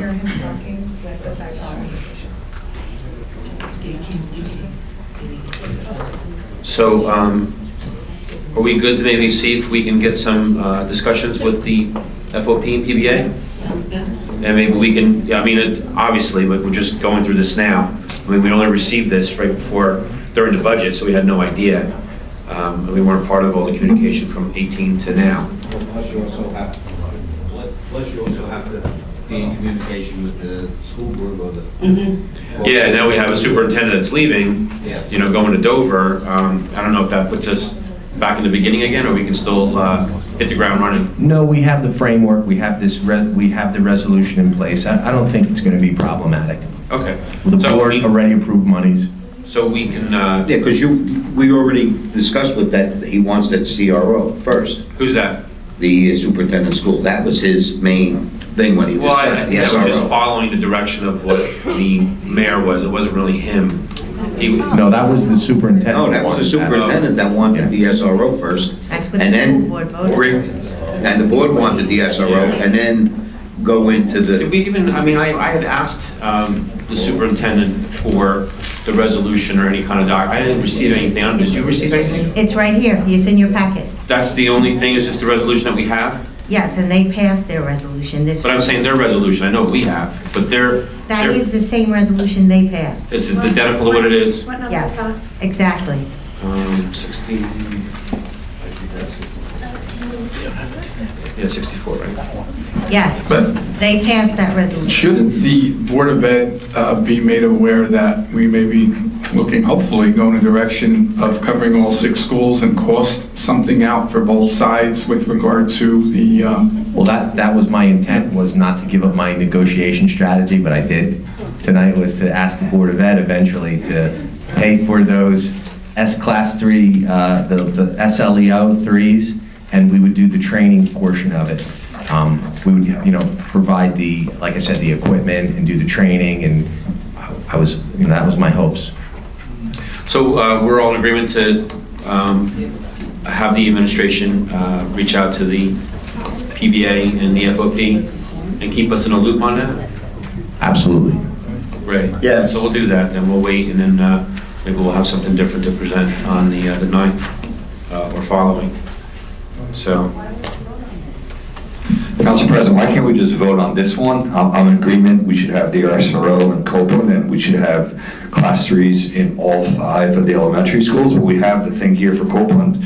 Why can't we just vote on it tonight instead of waiting and waiting? All we do is wait. Mr. Sackett, it's not a super wait, but if we could have a potentiality of having discussions and maybe amending whatever we have here. Well, this one, I like this one. But nothing. And let's go with, and then we're gonna have conversations about the others. So why keep, hold on one second. Okay. Why keep waiting and waiting? All we do is wait. Let's put it in motion and get it going. And then they already approved it, let's go. I'm tired of waiting all the time. Let's just go. I want it all, like you. I want it all. But I don't want to just wait on this. We have it here. Let's do this one, and then let's have conversations about all the other schools as well. Let's get the class 3s in the other schools and work it all out. I don't know why we're gonna wait. Councilman Sackett, like I told you, I have a plan. I'm trying to get it done as quickly as possible. Yeah, and Mr. Sackett, just so you know, we just had this dropped on us. We are learning about information as we're going now. Maybe you might have had some information before. Yeah. We talked about it at the budget meeting for 7 hours. We didn't talk about it. We just got the resolution. We just got the resolution, Mr. Sackett. Council President. That's all. I don't understand what's wrong with the resolution. All we're asking is we're trying to see if... I'm making a motion to vote on this tonight. Please, go a second. Council President. I'll second We're discussing this resolution. The issue with this resolution is it doesn't cover the class 3s, which is the We have a second on the floor, please. And we've vote on it. Discussion, it's for discussion, it's not for a vote, sir. Council President. Council President. It's only for, Mr. Sackett, it's until the 9th of April. You just heard the mayor say we can't get anybody in the schools anyway for a month or two. So Vote on this. Lisa, if we vote on it, we can get the ball rolling. We can't get it rolling until then. the ball is rolling now. Why can't you vote? Not really. How is it not rolling, Mr. Sackett? Let's approve it and then get going right away. If we keep waiting 2 weeks and then next meeting will be another 2 weeks and 2 weeks school will be over. Let's just vote on it. I made the motion. It's seconded to approve this resolution. Let's go. So, as Mr. Diaz stated earlier, because the council president set the rules of order, we've already gotten an agreement from Mayor Puzio to go to the FOP to reopen negotiations with regard to obtaining Class 3s, so we can get Class 3s in all of the schools. This doesn't have that in this agreement, right? This agreement is not that. It doesn't need to. We shouldn't vote on an agreement which is not what we are seeking. We are seeking to have the FOP potentially agree to allow Class 3s, which requires a renegotiation. That's all, John. I mean, we can get this back on the 9th and we can call it a day. Well, you guys are stating Mr. Dio's article a lot, but if you read the bottom of your article, it contradicted what you said. So you didn't read the bottom, what it said. It says right on your article, several school districts have employed retired police officers as part of their security detail. While they being professional law enforcement experience, some school security experts caution against the practice, as they have no official law enforcement powers or immunity and do not report through the local law enforcement chain of commands. Yeah, they do, Mr. Sackett. Well, this is why we need an SRO. And then let's go with Class 3 and the others. That's my point. Let's just vote on, stop delaying. It's not a delay, Mr. Sackett. It's being accurate. I mean, it's work. I don't understand. We're sitting there trying to get police officers in all the schools, and we're trying to get it all together. We just had this brought to us now. We're learning more information. We got more information to address and look into it. Reach out to our FOP and our PBA and move forward with it. I don't understand why it's a big deal. It's been going on since 2018, but yet we just got it now, and then we got to digest this thing in a small meeting right now, rather than try to get some more information. The Board of Ed brought it to us, are here to talk about it tonight. They want us to vote on it. That's why it's here. We're not voting. The Class 3s would be a separate We'd agreement. like to have Class 3 in the other schools. The Class 3 can be a separate agreement. Now, and then they can discuss the Class 3. Council President, the board member who attended made it clear she attended not as a board member, expressing her opinion as an individual, not speaking on behalf of the board. We're muddying the waters now. Well, can it be revised? You can revise this resolution. And we at can later date. address everything in the next 2 weeks and have it back on the 9th. It's not a matter of the fifth vote. You're going to get it. Nobody's going to vote against it. We're just trying to get everything together.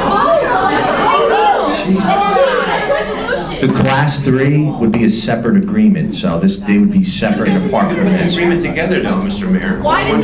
No, it's a totally separate animal. We're seeking one agreement, aren't we, Council President? We're seeking one agreement with Class 3. I'm not going to use this. Council President, can we move on to other new business? Council President, you have a motion on the floor. And a second.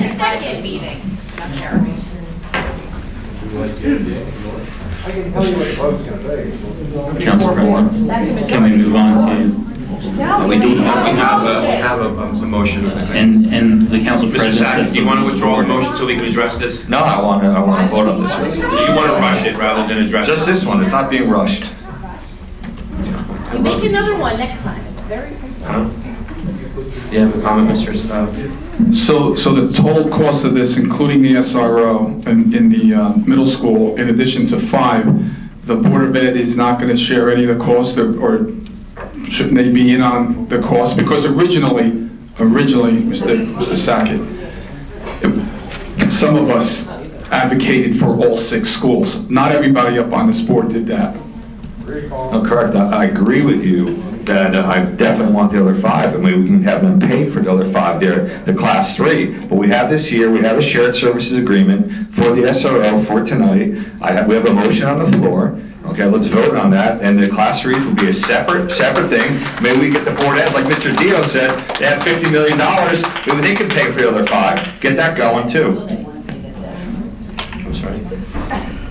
And I think the Council Vice President makes a good point. That is all part of the negotiation that needs to take place The agreement we have in front of us is incomplete.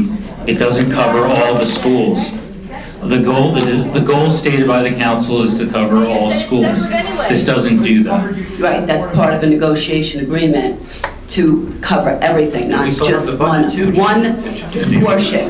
That's the introduction of the budget when we get everything squared away too on the 9th. We'd have more information right then and there to move forward with it. I don't understand why just 2 weeks to resolve all the money issues, the initial stuff that's there. It just always gets pushed back. I'd rather It's just not going to be resolving money issues in 2 weeks. Council President, this only came to our attention. Mr. Mayor, would you, I mean, when we were not talking before, we were all in agreement to maybe move forward to talk about this, to have this wrapped up for the next meeting. Well, Are you against that? no, but whoa, no, hold on. I hear you making comments that we're going to wrap this up in 2 weeks. I think it's inaccurate, and you're saying something that I can't do, or my administration can't wrap this up in 2 weeks with the SLEO 3s. You can't get more information and see if... Oh, I can get more information on anything, but it's not going to, the money portion is not going to be wrapped up. This can be wrapped up tonight. Yes. That's what I'm saying. It is up to you. I'm going to stay in my lane. I don't vote. It is up to 9 council people to vote. I'm just telling you that I can't wrap up the SLEO 3s. I can't get that process started. There's going to be a negotiations portion of that. This, we can approve. Mr. Walters, If you please. choose to, if the council of 9 chooses to approve this, we can wrap up tonight. I can go to the chief.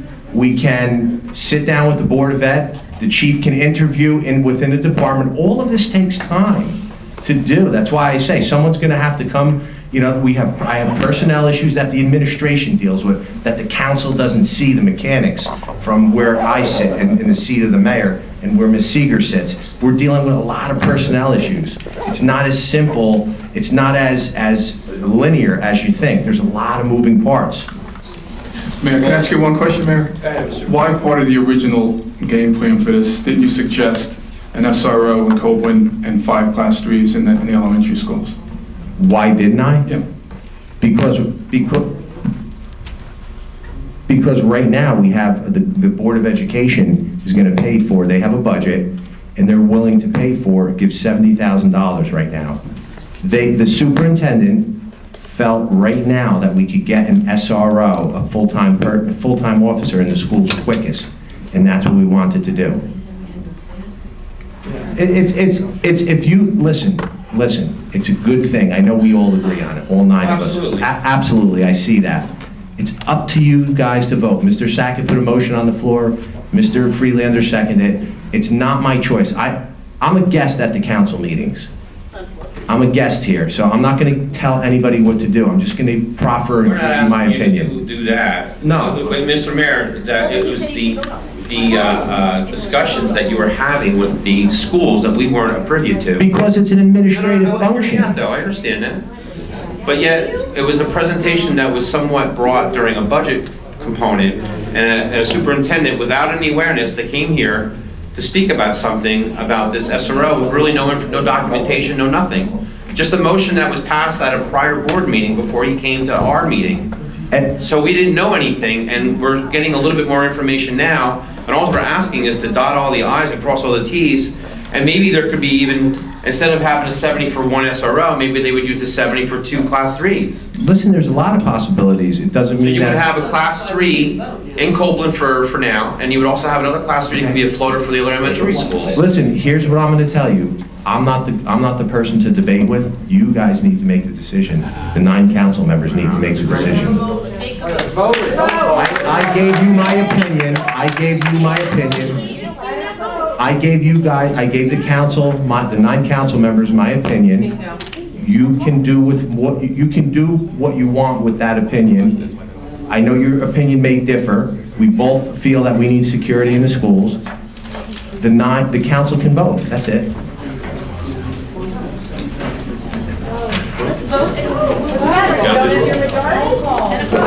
Councilmember Quinn?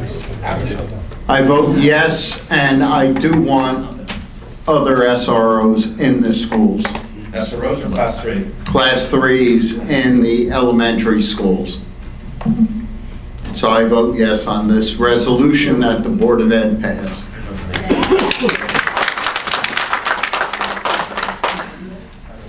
Councilmember Friedlander?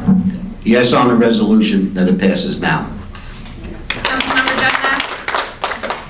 No. Councilmember Palumbo? No. Councilmember Sackett? Yes. Councilmember Jackson? Yes. Vice President Abraham? I vote no. I would like to have this resolution amended, and I'll make that motion next. Okay. Can we do that now? Talk to the attorney. It's a resolution, yeah. President Kelly? I want to see an SRO. I'd rather have all class 3 cost savings. Yes But or I would no? vote yes to do a securing the schools. Even though that it's going to take 2 months, I hope it happens before the end of the year. But I don't see that happening. You said yes. You voted yes.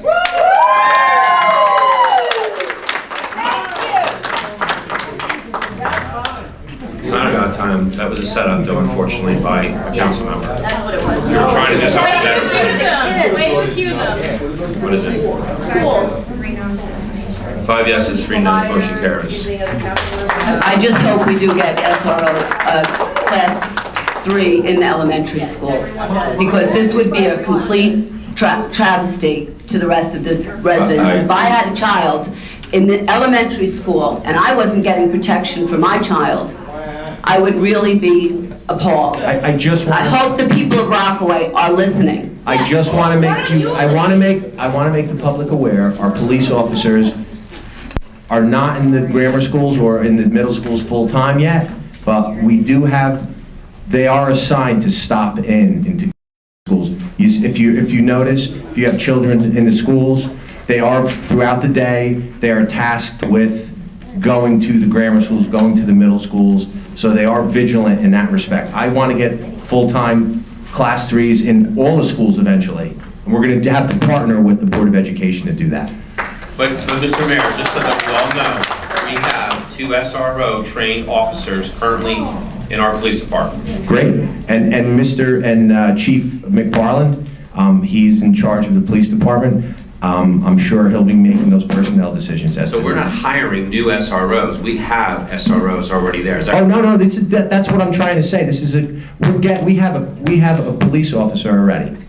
We're gonna get $70,000 for the school, prorated for the rest of the year, but it's $70,000 a year for a full year, where that officer is currently employed by Rockaway Township.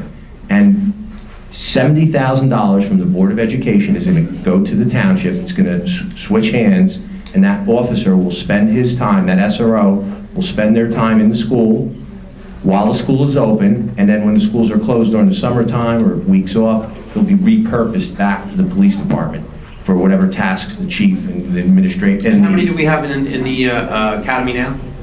How many do we have? 4, Pat? How many do we have in the academy? 4 or 5? 4. 1 was a lateral from another. Yeah, 1 was a lateral, so we have 4. 4, and the academy is done in June, I think. It runs about 6 months, 22, 23 weeks. But you're gonna put 1 in there before the end of the school. We're gonna, yes.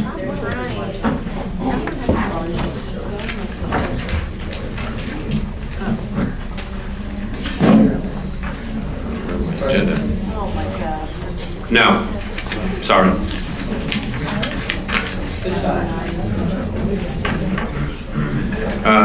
We're going to go into reports. Mr. Quinn?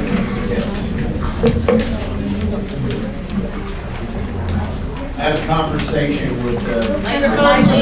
a conversation with the gazebo committee, little suite, and they are booked now with all of their different bands and everything right on through. In fact, they're going to extend their gazebo committee function into Labor Day, and they're going to have a nice group, Desire, who is going to headline that Labor Day program. Desire was at the Lions function the other day that many of us on the council attended. It's a fundraiser for the Lions Club for Camp Marcella. They were excellent. It was a fun time and they raised a lot of money. Let's see, what else?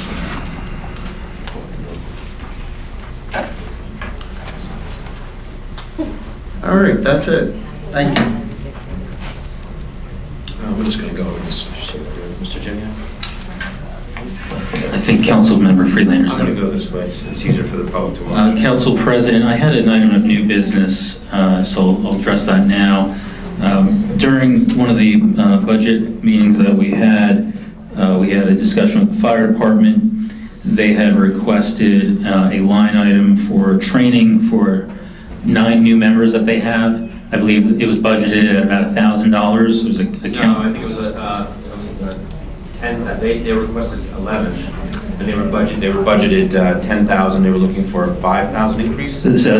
So my understanding was that it was 1,000. They were looking for 5,000 as the number. I flagged it in the book that's there before the meeting. Yeah, please correct me if that's not correct. There should be a flag there. It says fire department. It's the first. Yeah, I believe it was account 42 in the fire department budget. It was, and what was expended through 2018 was $10,777.50. They requested 11,000. The administration cut it down to 10,000. And then Deputy Chief Ungaro and Chief Russo came and made a request because they were having, I think, 9 members, Mrs. Seeger? That's what my notes said. They were asking for an additional 5,000. They were, but they have 9. The reason being is they had 9 members. They had new employees. And I think they're going to go into training volunteers. Yes. They had training maybe in August. I think is what they were talking about. The date. Right. So because of the cost and whatnot, it was a $5,000 increase that they were requesting. Right, and they're not employees, they are volunteers in our fire department, and the fire department has a very difficult time in recruiting historically. Numbers have been down, and I think we should be supporting our volunteer firefighters and EMS. So I would like to make a motion tonight to increase that account number 42 in the line item in the fire department budget to add the $5,000 that they came to us and asked for. Mrs. Palmieri, you got that? Did I get that account correct? Yeah, it's 042, and the main account is 01-25-265. That is fire. 265 is fire. Correct. I'm not certain if 042 is, I have 042 is education. Education, okay. Yeah. And and the motion is to increase it by 5,000. yes, The recommended to an additional 5,000. Yeah, the way that the request from the fire department and the administration had cut the fire department prior in this budget was like almost 35,000. We only cut it at 325,000 in capital. So we were just trying to increase something to offset those reductions. So just to confirm, the administration recommended 10, and we're going to increase it to 15. Correct. Do I have a motion?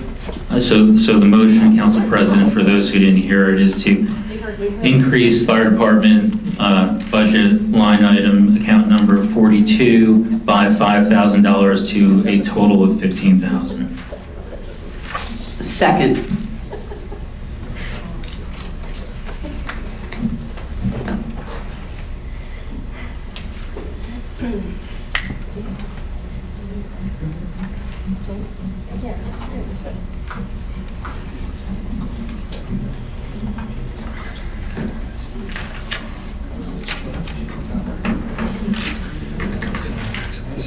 Got it? Okay. Is there a roll? Discussion. Yeah, go ahead. Can I just have a copy of that real quick? I don't have my budget in front of me. I just wanted to see that real quick. Guys, as to Ms. Seeger, do you have any idea where you would get that 5,000 from to make up for that? Well, maybe from some of the cuts they made already. We'll have to look at it. Mrs. Palmieri will look at it. Mr. Jackson, we're increasing the line item, so the budget is going up by that $5,000. No, I know. The administration doesn't have to move that, unless you're asking instead for the administration to find a cut elsewhere to pay for this. No, I got it. No, But that I'm would be asking second. how she's gonna fund it, yeah. No, she's not, we're funding it. Okay. We're funding it by they'll just increasing raise it. budget by that dollar amount. That's fine. We can, after, if we take a vote on this and this is successful, we could cut somewhere else to pay for it, or we could ask the administration to suggest that. Okay. But that wasn't the goal. My Okay, goal was, got it. we had the meeting, we had the request, we got the information we asked for, and so that's why I'm making. That makes sense, thank you. Anybody else have any questions or just, no? Councilmember Quinn? Yes. Councilmember Freelander? Yes on the training. Councilmember Jednak? Yes. Councilmember Palumbo? Yes. Councilmember Sackett? Yes. Councilmember Jackson? Yes. Vice President Abrahamson? Yes. President Kelly? Yes. 8 yeses, motion carries. Is there anything else you need from us, Ms. Palmieri, for that? That's it, No? thank you. Thank you, Council President. Is that all you have for your report? That was it, thank you. Council Vice President? No report? No, Mr. Palumbo? Mr. Jackson? Just that I attended the dance with Mr. Quinn, it was a great time. So the Lions Club did a great job organizing, it's a great fundraiser. Is that it? Mr. Sackett? Do you have any pictures from that dance? Our wives were. A couple of quick things. I was at the Rockaway Chamber of Commerce meeting last Friday, 22nd, and a lot of local businesses are there, and they're looking forward to Rockaway Township Day, and a lot of them applied to be a vendor for that, so I'm glad to see that. Next Citizen Rec meeting is Tuesday, April 2nd, 7:15 here.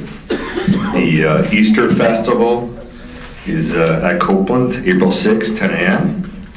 Also, the Rockaway Township is having a municipal building open house, April 9th, here, 5 to 7. It's before our next council meeting, so come on down a little early, and maybe Dave will give you a little tour.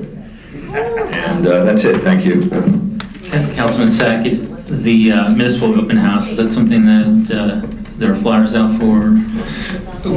We had gotten an email, they posted it out a little bit, I don't know, did you guys print any flyers or anything? Have them right here, Oh, Dave has flyers right there. and everybody was emailed, it's on the website and Facebook. Facebook, Jeremy.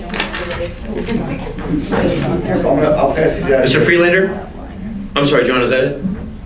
That's it, thank you. A couple quick things. The library had his meeting. They were going through their quiet, they're gonna be building a quiet room Upstairs, yeah. upstairs. Everything was approved. They're just finishing up the final touches, and they'll be putting up, a quiet, well, you'd be surprised. But they're going ahead with that. Everybody knows Library Day, Cinco de Mayo. They're planning that now. And also Monday night, April 1st, 175th anniversary. You got me. You stole my thunder. Oh, what a shame. Historical Society's having their meeting in the municipal building, in this room. Come on down. 175 years. Actually, You're younger than that. Manny, were you here 175 years ago? Nah. Okay, thank you. That's it. Yeah, I mean, I would just echo that. I mean, actually, April 8th is our anniversary date of the 175th year from 1844 that they had on that. Also, on April 6th, the same thing that Councilman Sackett, I believe Hibernia is having their fishing contest. And I'm not sure, is Mount Hope having theirs as well? It's usually both at the same time at both locations. It's, the last time they had it was on both days, the same day. But I do know that I believe this is Company One is having their opening day that's on there. Also, one thing that the mayor and I have in common is the opioid crisis that we're talking about. I don't know if you'd read that they've charged 2 people in different municipalities, one in Rockaway Borough, for the death of selling opioids to somebody who had overdosed, which was a prior Rockaway resident, unfortunately, of the one, and the other one is in Jefferson. So a shout out to the prosecutor's office for it, and I hope they hold those people accountable for what they do. And that's it, as far as my reports go. Mr. Mayor? Are we sure that April 6th is the fishing? It's the Easter day, April 6th. Yeah, we had that last time, though. It was the same thing. Yeah. Yeah, somebody at the... I don't know offhand. You can go right on the website. I think they're Facebook real quick, Mrs. Seeger. The fishing event is usually like at the crack of dawn. But they've always had it. Like I said, Mount Hope has the same time as Hibernia and the Easter event as well. Yeah, it starts. The bell goes off. But it's a great breakfast that they do. It's a great thing. Mr. Mayor? Good, everybody done? Yeah, they are. I have one thing to say. I put a proclamation up online. April is going to be designated as Autism Awareness Month. And I just wanted everyone to keep that in mind for all the people that are affected by that. That's it. Thank you. Thank you. Mrs. Seeger? Yes. Oh, no report, thank you. Mrs. Palmieri? No report, thank you. Mrs. Ferrante? No report. Mr. Dyer? I just have some flyers I can pass out in regards to inviting everybody on April 9th for the open house. I'll pass them out, that's it.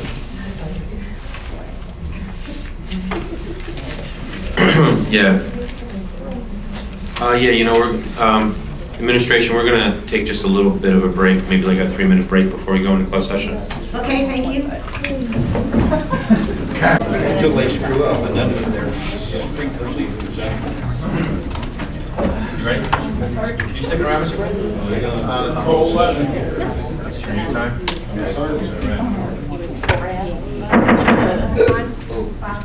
We're back on? Yeah.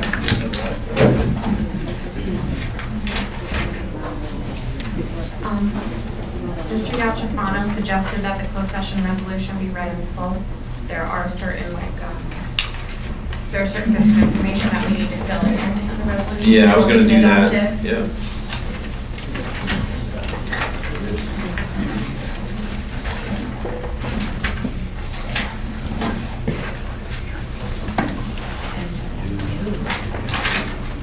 Oh, it's just no way. I'm sorry. Okay, everybody ready?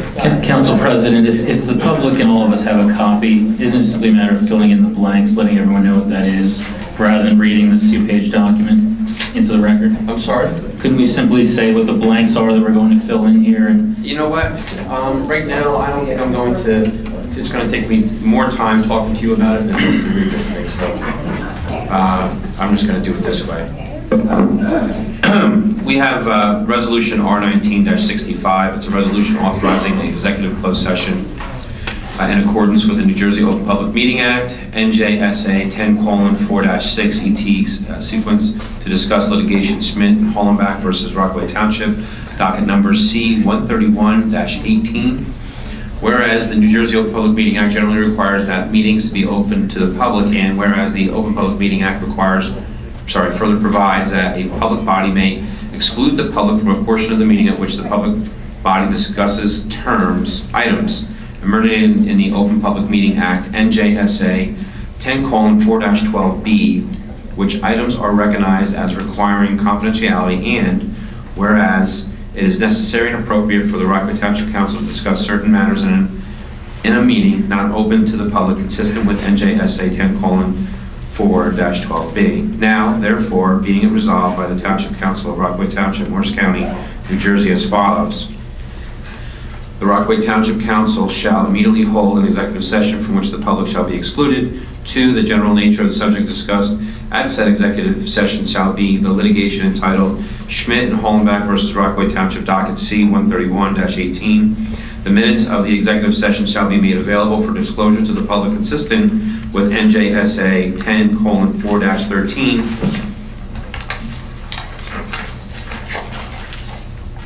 Items which are the subject of closed session discussion are resolved and reason for confidentiality no longer exists at present is anticipated to be approximately, are we sure we want to say only 45 days?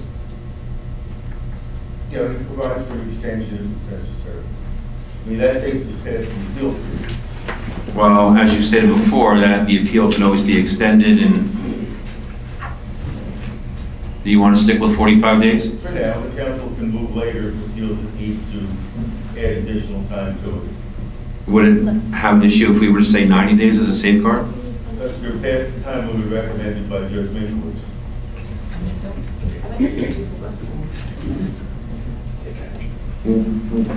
What time frame with Judge Minkowitz? When he was talking about minutes, I thought he was talking about 30 to 60 days. I was under the inclination maybe that would have been regular minutes rather than just closed session minutes. He didn't identify that, but No, minutes are minutes. as far yeah, as I'm concerned. anticipated to be approximately 45 days. But he even said the minutes to be prepared within 30 to 90 days. Closed session minutes can't be released to the public until the matter's resolved regardless. So if the issue is still continuing after 45 days, they can't be released to the public until that matter is But we should have that built in, and then you can add the supplement, which is the way we wrote it. Just keep reading. Okay. But it doesn't state that under 10:4-13.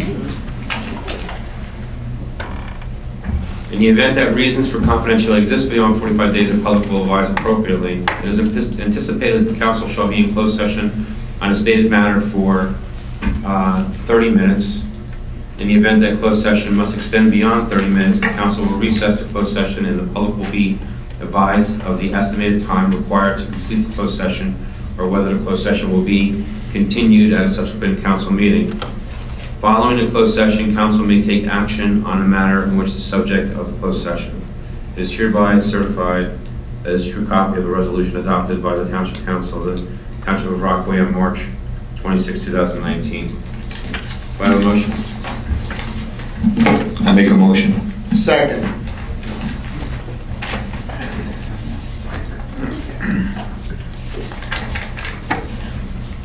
Second by Mr. Quinn.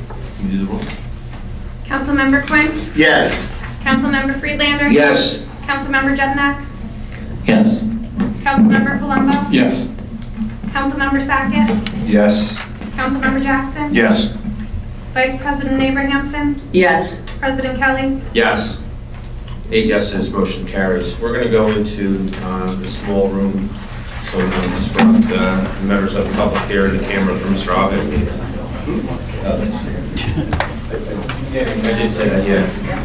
I mean, I've said it. You don't want to be a big deal because in a lot of towns. You don't want to do. I'm loyal, though. How many more years will you need? He should be gone. Bob, be on. 15 years ago. Need luck. Should be his last year. There's nothing else, right? I'm going to make a motion to adjourn. Second. All ayes? Aye. Yes. Motion adjourned. Jeremy.